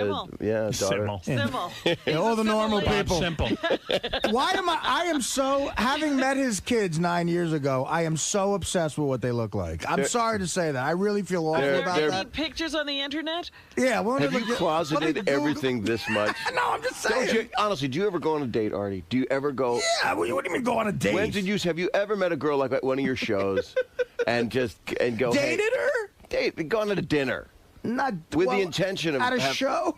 Well, where do you meet her? Yeah, you do a show. I mean, you would look like you should go on a date with a girl you like. I'm not a good dating guy. You fall in love with girls, though. Yeah, I do. Oh, he's getting over a breakup 4.5 years He ago. can't even date right now. Oh, He's I so didn't know upset. that. He met my girl. I didn't remember meeting her. No, I did. He's a friggin' mess over there. I can't even do anything with him. I keep telling the motherfucker to get off his ass. Saget was the guy who had to have a discussion with me after I got the part in Dirty Work. He had to call me up and go, listen, you're not going to. We got to shoot in Toronto. Right. So he goes, listen, we're happy to have you on the movie and everything, but listen, you're not going to take any drugs across the border, are you? I said, you're going to shut us down, and I'm going to kill you. He goes, you'll shut the movie down. I go, no, dude, I'm not going to take anything. Yeah, you didn't take anything over. You just. How do you find these people out of the middle of the earth? It's supply? easy. I know. They sniff you They out. come out of the Amazing ground. man. I mean, when He's he like told a me he just got magnet. off heroin, I was like, Artie, where do you find these people who supply this? The night stuff? I met Saget, They I got out of rehab. It was like a second calling from above. Right. I got a call from Norm Macdonald, who I didn't know. They're like, look, we want you to read for this movie. We saw some Mad TV sketch. You'd be good for this. I fly out. I meet Saget and Norm. I read for them a screen test. It goes well, and Saget says to me, yeah, we're going to go shoot some pool in Hollywood at this pool. So we go out. Now I'm like, fuck it. The audition went well. I might get the part. And this is in front of the director and the other star I just met. I start doing shots of tequila. Well, we come over and we said, Norm goes, I thought Artie was clean. And then a little guy comes over, So a there's little like these three 4-foot Mexican kids. One kid I met in the bathroom, I was drunk. Yeah. And I don't know, the urges came back, and I was like, I asked him if he had any coke. And then the funniest part is Norm. We're standing there, and all of a sudden, this little Mexican guy hands you a shot. Fresh out of rehab. Norm goes, who's that guy? Where'd he come from? And this guy was like Speedy Gonzalez. He was like, I mean, Norm said, God bless Norm. He's like, dude, are you trying to buy coke right now? we're taking this guy to Toronto, and Bad to the Bone is playing, and he's like throwing his girth around. So listen, so I get drunk, we shoot pool. I think I won like $1,000 off Norm and 9-ball. It was like awful. We're gambling illegally. I'm trying to buy coke from Mexicans. I'm drunk. And the rest is this uphill. This is the night I met them. So you really wanted that job. You got me some hotel next to your office in Santa Monica. I remember waking up the next day going, fuck, I blew it up. Hungover. They call, it's You're Norm, perfect. Norm and him on a conference call, and they go, They dude, like you got the part. And then when I talked to Norm again, he goes, yeah, but that first night was weird because, on the way to the pool hall, I said to him, yeah, I'm clean now. I got off coke, went through rehab. And he goes, yeah, but it was weird. Then you tried to buy coke off that Mexican. Oh, you had a relapse. And the Mexican saw me as a customer, so he comes over to where we're shooting pool, and I'm trying to go to the kid, hey, Pedro, next day There's my director. There was one fun thing that happened during the shoot that I wished I could have been part of. It was Dan Aykroyd and John Goodman pulled up on Harleys. Yeah. And I had to direct. Sounds like there was more fun going outside of the movie than in the movie. Well, there was some fun in the movie. If the movie had been R-rated, they cut 4 minutes of balls off of it. But Chris Farley's last, people don't realize it was his last film, Dirty Work, and he was up there for like a week. He died 2 months later, and man, you got to party with him. Well, a little bit. They went to the strip club with Norm, Chris, Artie, and Aykroyd, and Farley had I wish I could have gone. But Farley, we went to the strip club in Canada, where it's so liberal up there. Did you get a blowjob up there? Yes, I did. At the strip club? I got a blowjob from a stripper, but with Canadian money. This is a funny story. Norm tells this hilarious. You came 18% less? What happened was I didn't realize how much I had given her, but I got her back to my hotel, and we walked around the block, and you talked? She blew me, and she was like a young, hot chick. She was like 20 years old. She blows me. She leaves the next day. I had to go to the set the next day. I'm sitting in a strip club. I'm talking to this chick. I'm giving her Canadian money. Look, those Canadian dollars, they mean nothing to you. They got a picture of a goose on it. Like, hey, take this picture of a goose. I don't give a fuck about it. Like, there's not even a human being on their money. It's just an animal. So, and I see out of the corner of my eye, Chris Farley has two chicks hanging out. Farley's partying with the guy they hired, his Smokey, the guy they hired to keep him off coke. He's on coke. Burlstein Gray had hired this dude.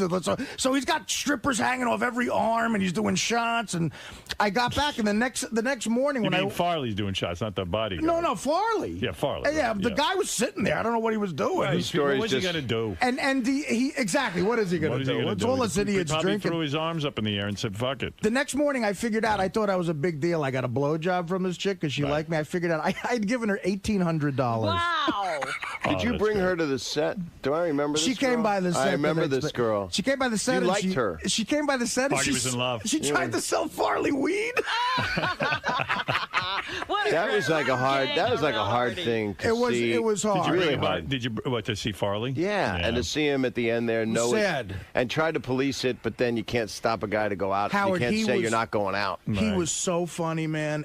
He's the funniest person to this day I've ever been next to. Really? And one of the sweetest. And he had such that thing about him where you could tell that's the only way he could relate to people is trying to make them laugh.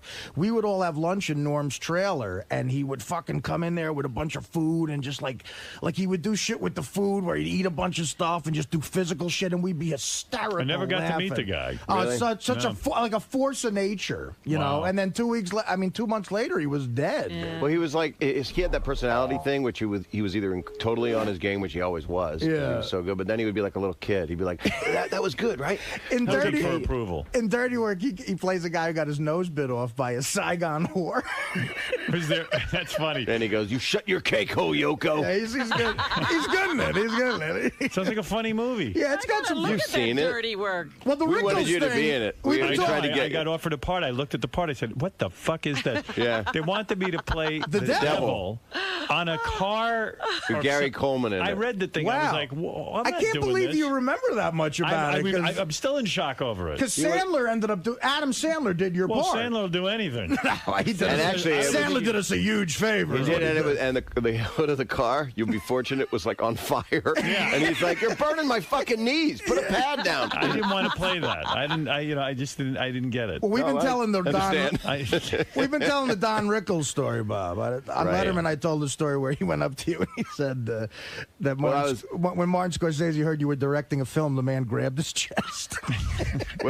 I saw Rickles in the Ivy in L.A., and he comes over to me. This is like a year ago, and he's a friend of Stamos. So Stamos is like always going out with Rickles. So I went to dinner with him.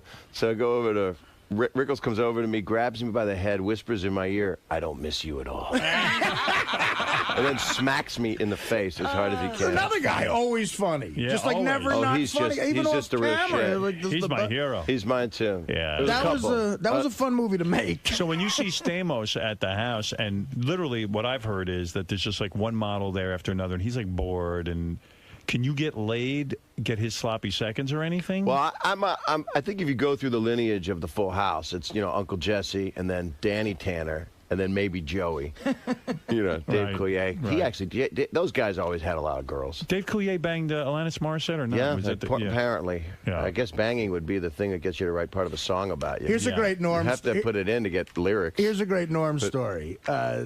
Dave Coulier is supposedly the guy Alanis Morissette wrote that thing about. And two other guys, I think, because all the lyrics did. When we were doing the Norm show, there was a smoking hot chick who was like the second assistant director. Bob, you know this chick probably. Yeah, she's You know nice. Becca, you know what she is? Yeah, that's good. Let's name names. Right. Well, anyway, yeah. So she.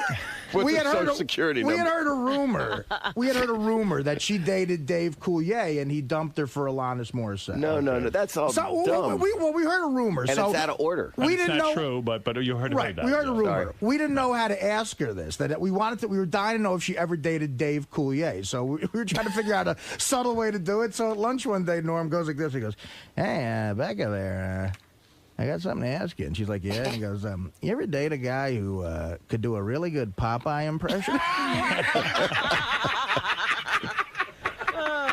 What about Coulier? You still friendly with him? Yeah, I love him. The whole cast is Yeah, still we love each other. What do you make of the Olsen twins? The one of them's a little whacked out, right? Well, Little anorexic. I don't know. I think if you look at my daughter's this is my pat disclaimer. Right. I have a 19-year-old daughter. All right. Yeah, 3/4 of people she knows they're 19-year-old Right. girls Right. of pseudo privilege that everybody's experimenting and whatever, Right. partying, whatever. I don't think they're any different. Well, they are different because they're famous. And these rich. bitches, you think these bitches need to eat a sandwich or what? I mean, they're a little too That would skinny. be the Yeah. thing people say. I love Do them. you ever tell them to eat a sandwich? Well, I'll tell you. You ever This say, "Hey, is, girls, why don't you eat a they're sandwich?" very funny. Let me. I saw Mary Kate in a bar in L.A. months back, and I was dating. She's the weird one, right? Which one is the weird one? But no, she's actually always been ethereal and sweet, and Okay. she's interesting to me. Right. So I introduced her to my new girlfriend, and I go, "This is my new girlfriend," and she's like, "Oh, that's nice. What's her name?" And I said, "Michelle." And she goes, "Nice." Really? Yeah, because that was the kid on That was the kid on the show. So I actually, when I'm with my girlfriend, will say, you know, "Oh, Michelle." Do you and your Which girlfriend doesn't look sound good right. together, or does it look like do you and your girlfriend look good together, or does it look like an awkward mismatch because you're so much, you're 100 and she's Sure, they 12? look like a natural. Yeah. And do You're people say to you, Do you listen? ever get mistaken for like a dad and a daughter? Or Right. do you have That has thing happened. It That has? has. In fact, Does that I've gone upset you? out with my other two daughters and her, and they will. No one's sure. Oh, we've met before. And I go, no. You remember when you know? Have you met her parents yet? No. Yeah. No. Do they know you're dating her? Yes. Yeah. Are they And she comes from a disturbed? very nice, close family. No. Are they upset that you're so much older? How could they not be? Right. So it's an issue. It's horrific. It's the horrible. horror. Mother wanted to kill you. No, How she's old nice. is her dad? Her mom's. He's older than me. How old? I 56? No, more. Well, I'm 60 50, something? so I think it's like 60 or something. all right, he's 60. All right, that's all right. Tragedy plus time. But I don't know. But it's very Whatever. confusing. I meet somebody I like. I don't know what to do. Am I not supposed to? I Hey. mean, what's the age separation on you and Beth? 19 years. You know what James Wood says? You know, when you go to buy a dog, you don't get an old dog, you get a puppy. So, Right. Didn't he say that? Yes. Mine is I when think they're- women's Now, what groups. does that have to do with women? He was comparing his dating. Yeah, that's pretty good. Let's talk to Jason, who wants to say hi. Hey, Howard. Hey, Bob. How you doing, man? Good. Talk about contrast. I remember you from Full House, and then I hear you on a radio show talking about hitting your grandmother in the back with an axe and fucking the axe hole. I vaguely remember that. What was that on? That was on Brewer. Oh, when I was on that. On Jim Brewer, yeah. Yeah. Oh, Jim Brewer. Yeah, Jim's a great guy. And I like Jim. Yeah, Jim's a good guy. People are calling in saying, "Man, are you the same guy from Full House?" You say like- you fucked your grandmother's axe wound? In her back axe hole. In her back axe hole. Yeah. That's a real, that's got to be frightening to people when they take a guy who they're is tuning in to see family dad. America's dad, sweetheart, yeah. and then Yeah. all of a sudden you're talking about fucking some wound in your grandma. Yeah, but the other thing's a job. Right. The back axe hole fucking is just it's an adventure. That's right. I hear you. It's a hobby. Let's go to Jay. Jay, you're on the air with Bob Saget, who's happy he has a new game show called 1 versus 100 tomorrow night at 9 o'clock on NBC. It's a chance for him to reach a very big audience. Go ahead, Jay. Hey now. Hey now. Hi, Fred. Hello. Hi, my I just friend. I just wanted to say, why don't you give this funny, dirty motherfucker a couple hours a month on your channel? I'd be happy if Bob wanted to You do a wanna couple do a hours. show? Love it. Sure, if you ever want to go on and just do a radio thing for an hour or a half hour, whatever you want love to do. it. Yeah, just tell us when, and we got plenty of airtime on these two channels. Couple hours BSing with the fans, would be awesome. I'm That's honored. right. I love it. Great. He's going to teach you how to meet 26-year-olds and what to say to their dads when they're only 10 years older. Did you meet her? Did she throw a tampon at you? Is that how you met her? No, we were just talking. She's smart. She's a lawyer. Met her in a She's just bar Yeah, somewhere? we were meeting with other friends and stuff, so it wasn't like. How long does it take a Bob Saget to get into a girl's pants? Do you have to wine and dine them? Do you have to give them 2 weeks? Well, I don't think you can nail it down.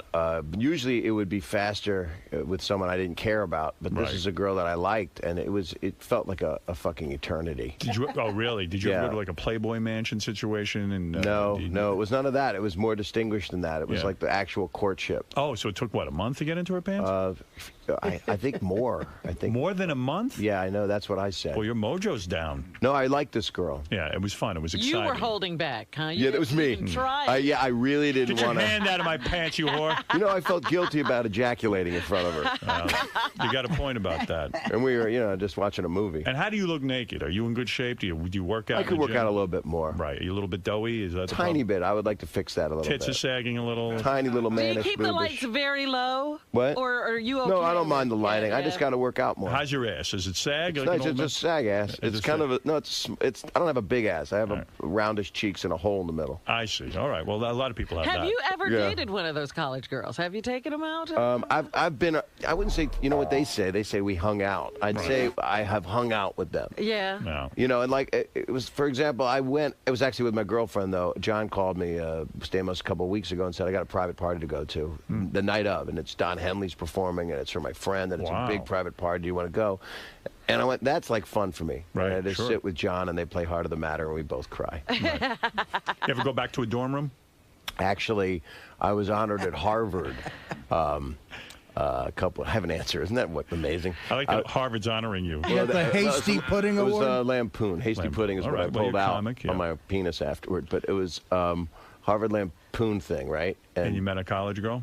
Well, they took me at all these frat and sorority houses. People are in tuxedos and stuff. And I was, they put some drinks in me. And, I didn't do it. And I was with these other guys. And they took me around to the different houses. And so there was a lot of, I don't remember some of it. But you nailed the girl in the dorm room?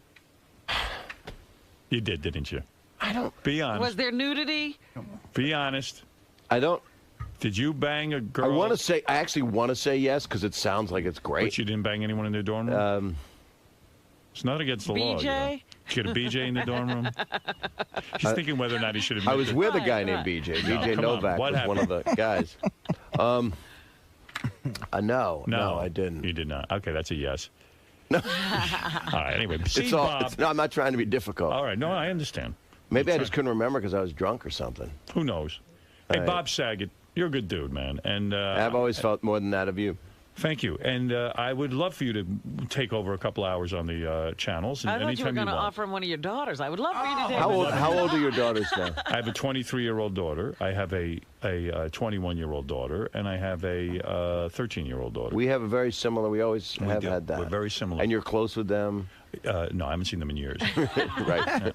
Might just write to me. Yeah, occasionally I hear from them. He could be dating them. He doesn't even recognize And you get along with Allison? Yeah, and that's all? Everyone gets along fine. Right. What about you and your ex-wife? People always say, you guys are friends, right? And it's like, friends, yes. I mean, we talk all the time. We do emails. We talk on the phone constantly. Talk about the kids. Talk about the kids, things we got to do. I mean, there's colleges, there's schools, there's meetings, there's doctors, there's all kinds of crap.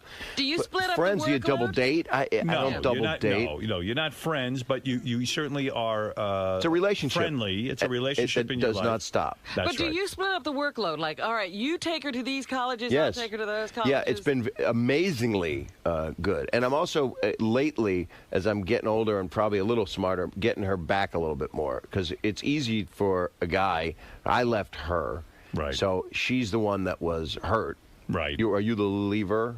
It's pretty mutual, but go ahead. And she, now it's, and I'm always the guy that goes, yeah, but, she did that too. I mean, and it's like enough of that shit. Yeah, that's over with. And I kind of was a whiner, Right. So now. You're taking responsibility. Yeah, and the girls are, they're very close with both of us. It's like I'm like real lucky in that regard. You really are lucky because I talk to guys with horror stories. And I'm just the opposite. I was out with my daughter last night, and because we're dating. After all that, she right? has a lot of friends. But how does her dad feel I was actually about that? here, and I was in Bungalow 8 one night, and I was talking to some girl. This is what you want, right? Yeah. And I was sitting there with some friends, and some girl comes over, and she's like 6 foot tall, and really pretty. It's like about 3 years ago or 2 years ago, and she goes, "Oh my God!" And we're talking for like an hour, and then she goes, "By the way, I know your daughter."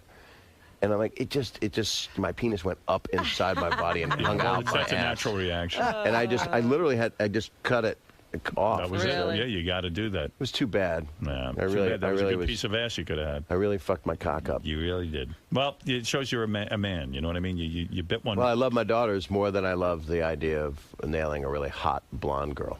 Yeah, so you're a fruit. That's Bob Saget hosts 1 versus 100 tomorrow night at 9 o'clock on NBC. I will watch it. It's on after Deal or No Deal. It's on the following thank you. And it's on the following 4 weeks at 8 o'clock. Right. And as that keeps going, I really started to like it a lot, like by the 3rd and 4th. Then it was like a lot. People should give it a chance, is what you're saying. Yeah, and I understood what the game was. This is one of those 3 or 4 times. The Penguin film. Go see farceofthepenguins.com for more information on Farce of the Penguins. And for details on Bob's comedy tour, go to officialbobsaget.com. Officialbobsaget.com. I imagine somebody took bobsaget.com. Yeah, some guppy lady. I look at her picture, and they want money. They poach you. I heard you can get a lawyer and get. I'm doing all that, and why did I not do that? Because I didn't even have a web. You've been smart, been savvy, and all this. You probably made yourself a brand or something. No, I don't know what I've done. I don't either. Yeah, well, they're doing stuff right now. Good. Officialbobsaget.com is the website. And what is on bobsaget.com? Is that a porno website or something? You'd think, but it's just a woman with blue lighting that links to other Full House shit. I see. Oh, And she's in. fans. She looks like Abba's abortion or something. All right. Well, I mean that in a nice way. Sound very because you're attracted to Abba's abortion. Okay, they're blonde. Okay, listen, Bob. Thank you. I wish you luck, and great having you here. I'm so happy to be here, by the way. It's great to have you here. It's great. We love it here at Satellite, and by all means, come by and do a couple hours on the air. Hey, Bob. Yeah. So what'd you think of the new format? I like it a lot. It's really nice. It's really, it's very comfortable. You especially enjoyed getting to say, pull the tampon out of the pussy. Yeah, there's nothing wrong with being able to say that. Being able to say whatever you want. I mean, say fuck and then not have to. That's the beauty of radio. So you're someone who can really appreciate, the ability to speak freely. Yes, I believe in free speech. Now, I don't know, the story came out that you sort of discovered Artie. Well, he was already discovered. He was on, the Mad TV, and we watched the tape of him and showed it to the guys at MGM, and we really wanted him to be in this movie. So, and if we could just keep him off of the coke and keep him off the booze, we thought he'd be really good in it. So are you surprised by his, he's successful still, but all his problems now with drinking and drugs? Well, his problems have never changed. I just wish the best for him because I love him and he's funny. All right, man. So you had a good time in there today? Great. Thank you.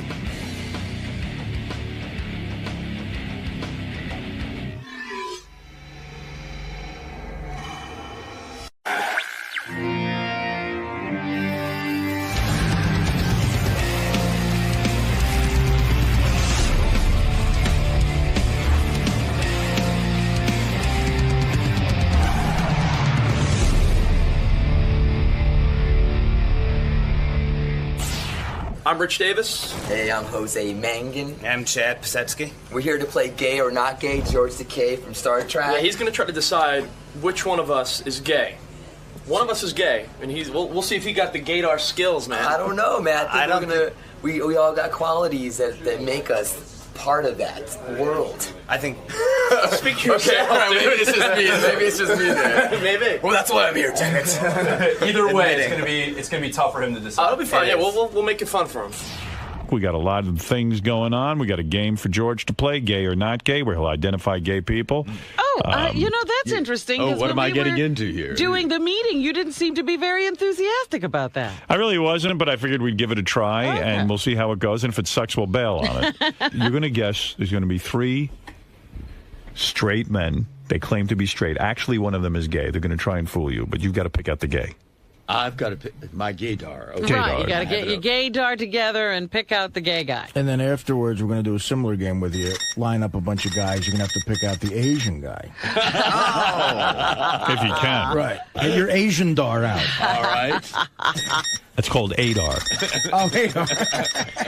All right, let's see how good Mr. Takei's gaydar is. All right. All right. Well, it's very simple. Here's Jose, Rich, and Chad. 3 gentlemen. One of them is gay. They all claim to be straight for this game. You got to pick out the gay dude. All right, I say all of them. Now. You say all of them are gay? And by the way, thank you guys for appearing in this segment. Most guys we asked bowed out because they didn't want to be accused of being They were not ready for this. That's right. All right. Let's first say hello to Jose. Jose, say hi to not only the audience, but Mr. George Takei, who's going to figure out if you're gay or not, okay? What's up, y'all? What's up, Howard? Good morning. Hey, now. Now, I don't know if you're gay or not. I'm looking at you. The first thing I notice is you're heavily tattooed. And the second thing I notice is I think you tweeze your eyebrows. Is that correct? Do you do that? Wow, dude, that was quick. Yeah, I do. Well, yes, I do. I actually went waxing a few years ago because my hairstylist was like, your eyebrows are horrible. There was like a unibrow. And she started waxing me, and then I just became good at plucking, so I do it a couple times. I got to tell you, if you ain't gay, then I'm completely... my gaydar's going insane. No, dude, it's keeping it Game clean. over, it's all brother. about keeping it clean. I host a TV show, so it's like I had to start doing that. What TV show do you host? It's called Latin Nation. It's a syndicated Latino news magazine show, but it's in English. All right, so you're a television performer. That's why you wax and groom your eyebrows. Sort of, and then, I just... friends started saying, hey, you might look better if you start doing these type of things. I see. Very definitely a Let's see metrosexual. your tattoo. Well, what is that, George? Sorry. He's got a tattoo on his arm. Oh, yeah, I have many tattoos. It's all it's covering both arms. And what does it say? Oh, my. Well, what are the designs? Talk into the microphone, George. I'm missing you. I am. Are you? What's going on there? I do. All right. Am I not on? There you go. Actually, George, this is all Azteca tattoos. Azteca. Yeah, it's actually a lot of stuff in the Museum of Mexico and stuff that my tattoo artists interpreted and sort of put on me. Interpretate. Is that a word? I don't know. I'm making stuff up here. He must be nervous in your presence, George. Well, dude, George. yeah, of course, man. George, okay. You look great. All right, that's straight All man right, well, number there one. were a couple of hints. He plucks his eyebrows. He goes to museums. A whole bunch of things. I have some more hints, too. Do you guys want some And he more? has a stylist. Yeah, go ahead. Well, I hang out with probably my hairstylist and my pot dealer the most. And I also have my own makeup bag. Oh. And I actually, I know Richard, sort of, and I've given him fashion advice. All right. So that's a lot of information there. All right. Well, Rich, you claim you're straight, and you look kind of straight to me. I don't detect any shaving of the eyebrows or anything like that. I tweeze them a little bit. I clean them up. All right. So you're metrosexual, maybe, and but you claim that you're a straight man. Correct. George, you getting a vibe off this guy? I am. Thank you, George. Do you You're carry a very man good-looking purse? young guy. Do you carry a Merce? No, I don't carry a Merce. Right. Let me ask I don't have a number one. makeup bag either. Jose, do you carry a Merce? Yes, I have a really nice, outstanding, fucking beautiful Merce. You do? Chicks, dudes, love it. Is it, you have the little rhinestones on it? Or? No, there's no rhinestones. There's actual pennies and stuff on it. It's like a really cool strap. I'll show you guys one of these days. All right, very good. Okay, so Rich, you claim to be straight. Jose claims to be straight. Let me meet number three. Chad. Wait, let me ask Rich. Okay, go ahead. Do you work out? I do. You do? Yeah. Like 3 times a week for a half hour downstairs when I'm not on the air. Do you run? I don't run. You don't run? No, I don't run. All right. How would that help you tell if he's gay? Well, let me there's ask a lot you. of gay guys at the gym. Oh, yes, of course there are. That's why I asked. I see. Any of you runners? No. All right, let's go to Chad. Chad, Only when being chased. You're a runner when you chase it. Chad, you're number three. You claim to be straight. You look straight to me. I mean, my gaydar tells me that Jose is the gay man. We'll let George decide. Very obvious. Number three, Chad, you say you're straight. Yes, sir. Is there any vibe here, George, that you're getting off this gentleman? What do you think? Not much, but let's hear. Yeah. Talk to us. Yeah, tell us, what do you do for a living, and tell us about your life. I'm a bartender at a restaurant on the Upper East Side. I hear a little lisp. Okay, that's good. A little bit. A little bit of a lisp, What's your yes. favorite drink to mix? Favorite drink to mix? The easy ones, beer. Okay. Not cosmopolitan. Why is beer your favorite? Because it's easy. And why? You still get tipped for it. Does anyone say you talk with a lisp a little bit? No, I saw his boyfriend. I have one. Can we all play in the 20 questions? Sure. That might give George a little help. Number two. Yeah. Do you like to get fucked in the ass? What's number three's favorite TV show? Well, what was your do you like Broadway shows? I've been to a couple. Do you like them? What did you think of what have you seen? Lieutenant of Inchmore? The Lieutenant of Inishmore? I did not see that. What's the two that you saw? I saw Phantom when I was like, I don't know, 12 with my parents. Oh, somebody dragged you. Okay. Yeah. Yes. And I think I saw King and I also. What kind of music do you like? I like all kinds of music. I listen to a lot of like classic rock, like Beatles.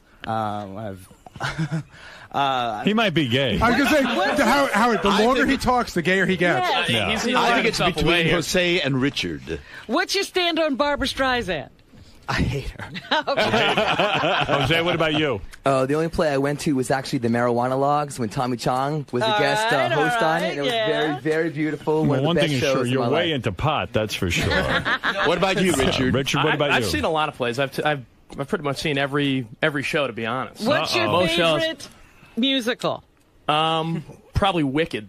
Really? Wicked. Okay. Yeah. You're a homo. Either that or a 13-year-old girl. I like corny music, though. That's the thing. I got to go back and see Wicked again. My 13-year-old daughter wants me to take her yet again. I'm like, I don't know if I can sit through that thing again. Oh, stop it. Wicked is wonderful. I love it, but I saw it once. I don't want to sit there Look, twice. I just went to Rent again. You can do it. I'm going to do Chorus Line this afternoon. You're going to do it? No. I'm going to see it. All right, George, Experience I want it right now. In my neighborhood, they're all gay. All right, George, let's go. Jose, Richard, Chad. Number 1, 2, or 3. Who's gay? I think it's Richard. Richard. Number 2. I disagree with you. That's incredible gaydar. I'm going to say it's Chad number 3, but let's find out. And Jose, you seem the most gay out of all these guys. But He's that's too probably obvious. Too obvious. Okay. He's trying too hard. Who is the real gay man? Number 1, number 2, or number 3? It's number me. 3. Number I 3. knew it. Really? That's what I The said. bartender. I knew it. I heard the lisp. And you know what, Robin? I've got a Barbra Streisand T-shirt on underneath. I needed a little security blanket. Too, so. You know what? I have to say, George. Thank you very much. George is one of the most entertainingly lovable, gullible guys ever. How in the fuck did you not know the third guy was like I mean, that is the gayest lisp I ever heard of my life. And I have seen the Lieutenant of Inishmore and every other thing on You Broadway. have seen him. Oh, you lied to us. I did. Okay. I couldn't say I liked everything. All the musicals. You did see Inishmore. And my entire CD collection is show tunes and Streisand. Yes. Oh, but you didn't tell us that. He definitely- I was trying to think of other genre, musical But genres. I couldn't George, think of he's any. trying to fool you. That's the it's problem. If he told you that, true. if he told you Even that, with you'd him- know. Even with him fooling. I got had here again. I mean, I knew right away. I've never met these guys. Well, I knew it wasn't Jose because he's too obvious. Well, Jose's going to come out of the closet one of these days. But Jose's, how is that guy not obvious? How did you think Jose was gayer than him?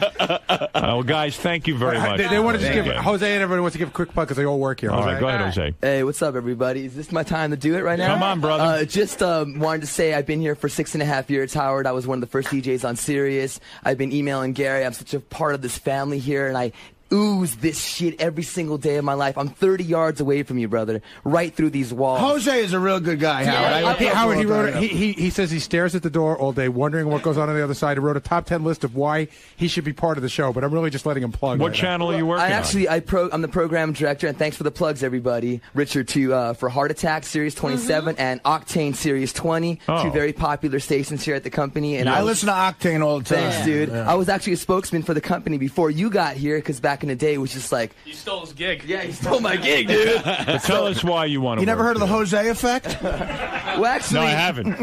Actually, just really, I think the show would be really awesome if it had more musical programming or musical serious people here on board. Sort of spread the love with the family here at Sirius. But don't we especially have that on every channel? Why not have something different on this? Yeah, I think I can be a nice bridge, nice liaison to the music channels here. Sort of a dude that comes on that provides. Jose, hold on. you're smoking too much pot. I love feet. I want to suck feet. I want to get squirted on, gushed on. I make awesome tacos. I made the whole staff here 28 tacos. That's nice. Arizona Mexican tacos. That's great. I'm actually a metal expert. I'm Mexican American from the border of Arizona. Well, I that's could bring a a plus. Latino twist, We West like Coast. that, Equal yeah. opportunity. Equal opportunity. The brown factor. We got to throw it in there. I have a huge list here, dude. I went to grad dude, I school. think that's enough. I'll tell you the truth. I zoned out after the first suggestion. It's just like, I love this show. I love you guys so much. I just want to be. Thank you. I want you guys to use and abuse me. Use me for my skin color, man. Use me. Howard, it was funny because all these guys canceled out of the game. Right. Like 5 people didn't want to be part of it. He spent 10 minutes yesterday thanking me for letting him in the game. Of course, it's just a game. Number 2, But go you ahead. know what you could do? You could refer Jose to Fred. Yes. That'll take care of it. Yeah, Fred will work on you.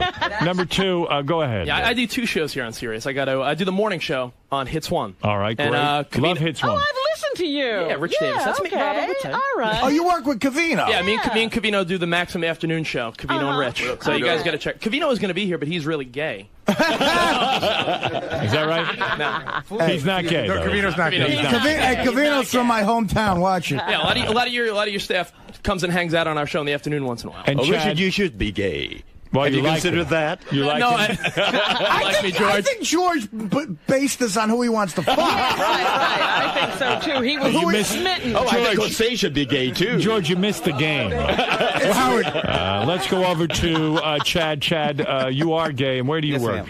How Well, I work at a restaurant on the Upper East Side, but that's part-time. I also work in a casting office for cast actors for a regional theater across the country. Of course you do. Did not want to say that.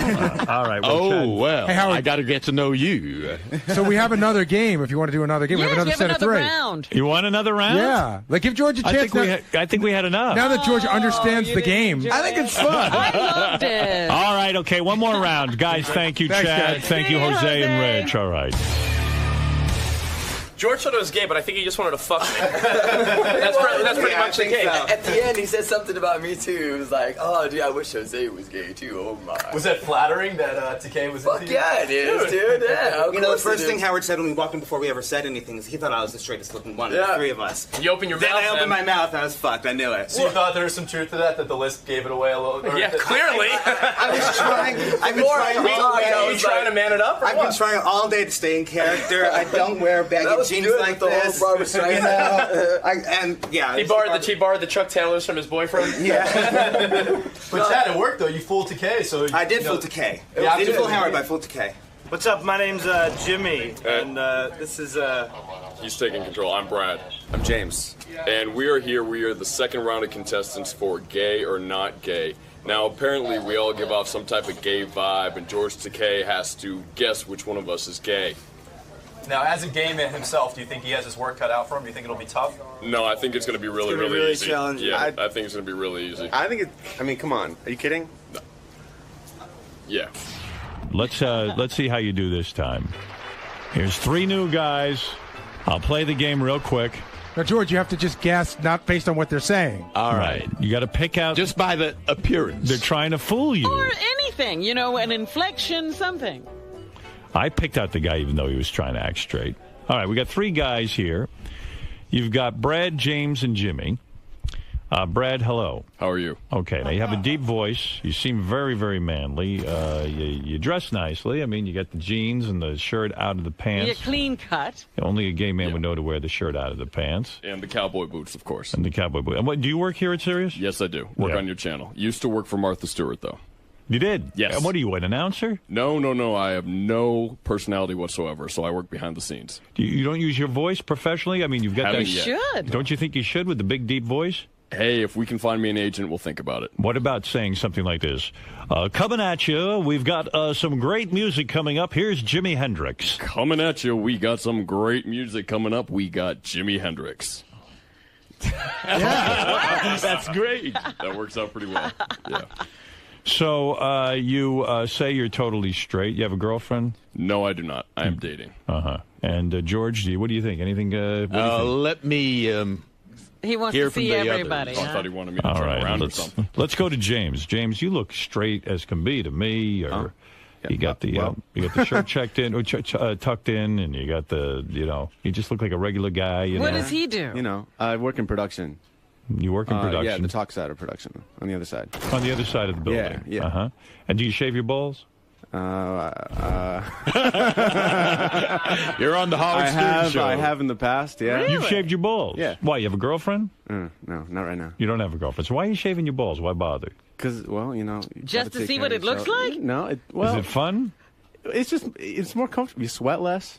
Yeah. Do you? Could it be because you're gay?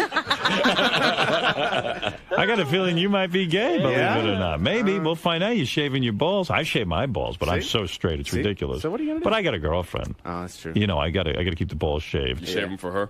I shave them for her.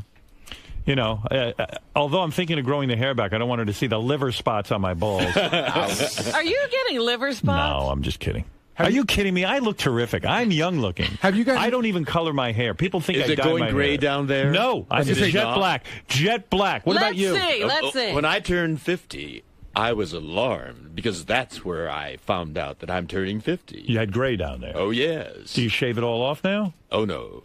You keep it there. You just went gray.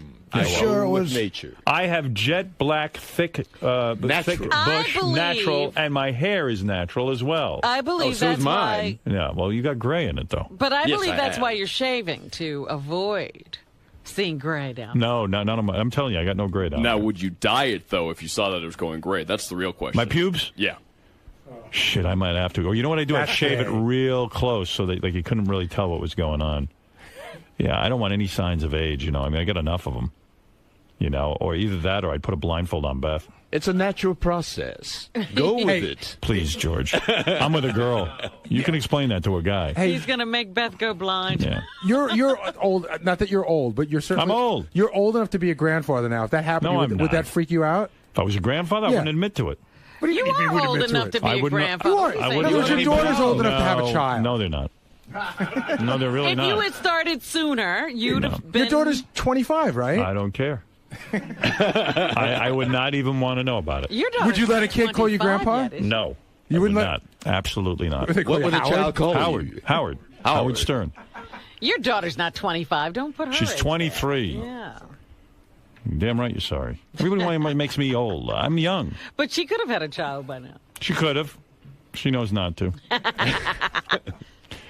All right, number 3. What about you? Let me hear you talk a little bit. Jimmy. Jimmy's the name. I know Jimmy. And Yeah, Jimmy. he's Artie's assistant, isn't he? Yeah. Are you Kind of, yeah. Are you as gay as can be? No. You're not, straight. Last time I checked, I wasn't. You're 100% straight. Yeah. You've never been with a man. Never. You have a girlfriend? Yes. You do. Do you shave your balls? No, I don't have to. Right. Do you carry a purse?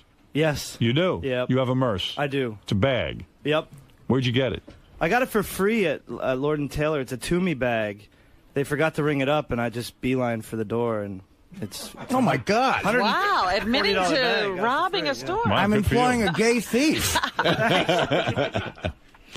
Would Artie have a gay assistant? I believe so. But, to take care of Artie. Wow. Yeah, You gays catching a are vibe great here? caregivers. He tells me whether or not I match. Are you catching And a vibe? mostly you don't. Are you catching a vibe here? I'm, yes, I am. You Where are. are you Who is going Or gay? maybe this it's time? a desire. I got to tell you something. I am unclear who's gay. I'm going to tell you who I think. Yes. I think number 1 is gay. That would be Brad. I think he looks gay to me. He looks like a handsome gay boy. I agree with just you. gay? You agree? I agree. All right. Let's find out if we're right. Robin, what do you think? I think you're right, number 1. What do you think, Artie?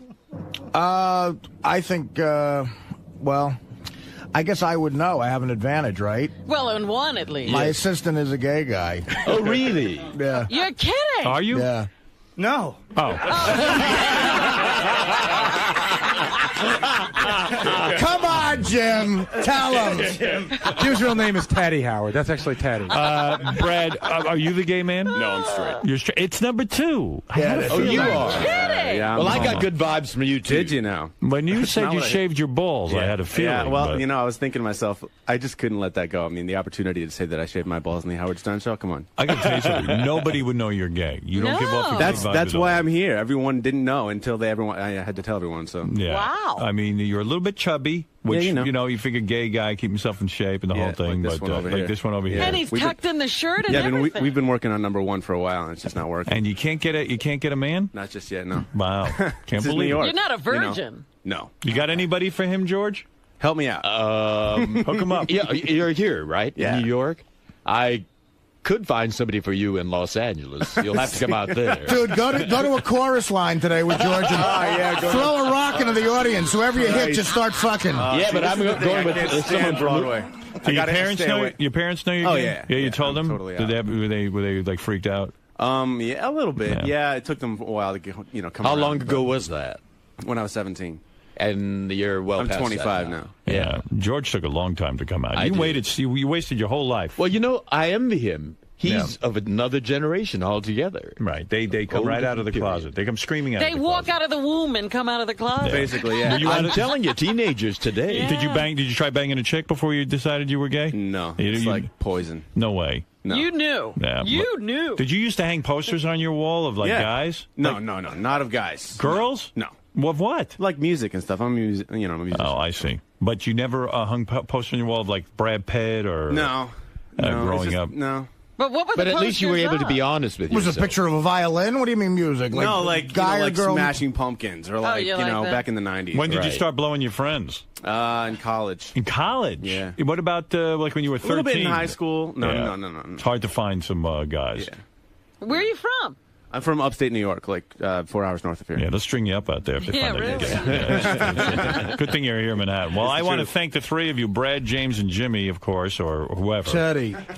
Can we end this? Ted has to go get all your Christmas gifts. Yeah, get to work. And How was Teddy, it- you are straight. Yeah. I thought so. I'm sorry, George. How'd you do at the Playboy Mansion when Artie took you? I did all right. Yeah? Yeah, I was hanging out with the monkeys. He behaved himself. He's got a girlfriend, but he was just looking around. To me, I got pissed off that he's got a girlfriend. I'm like, Why what the did fuck he you come wanna here go? for? Yeah.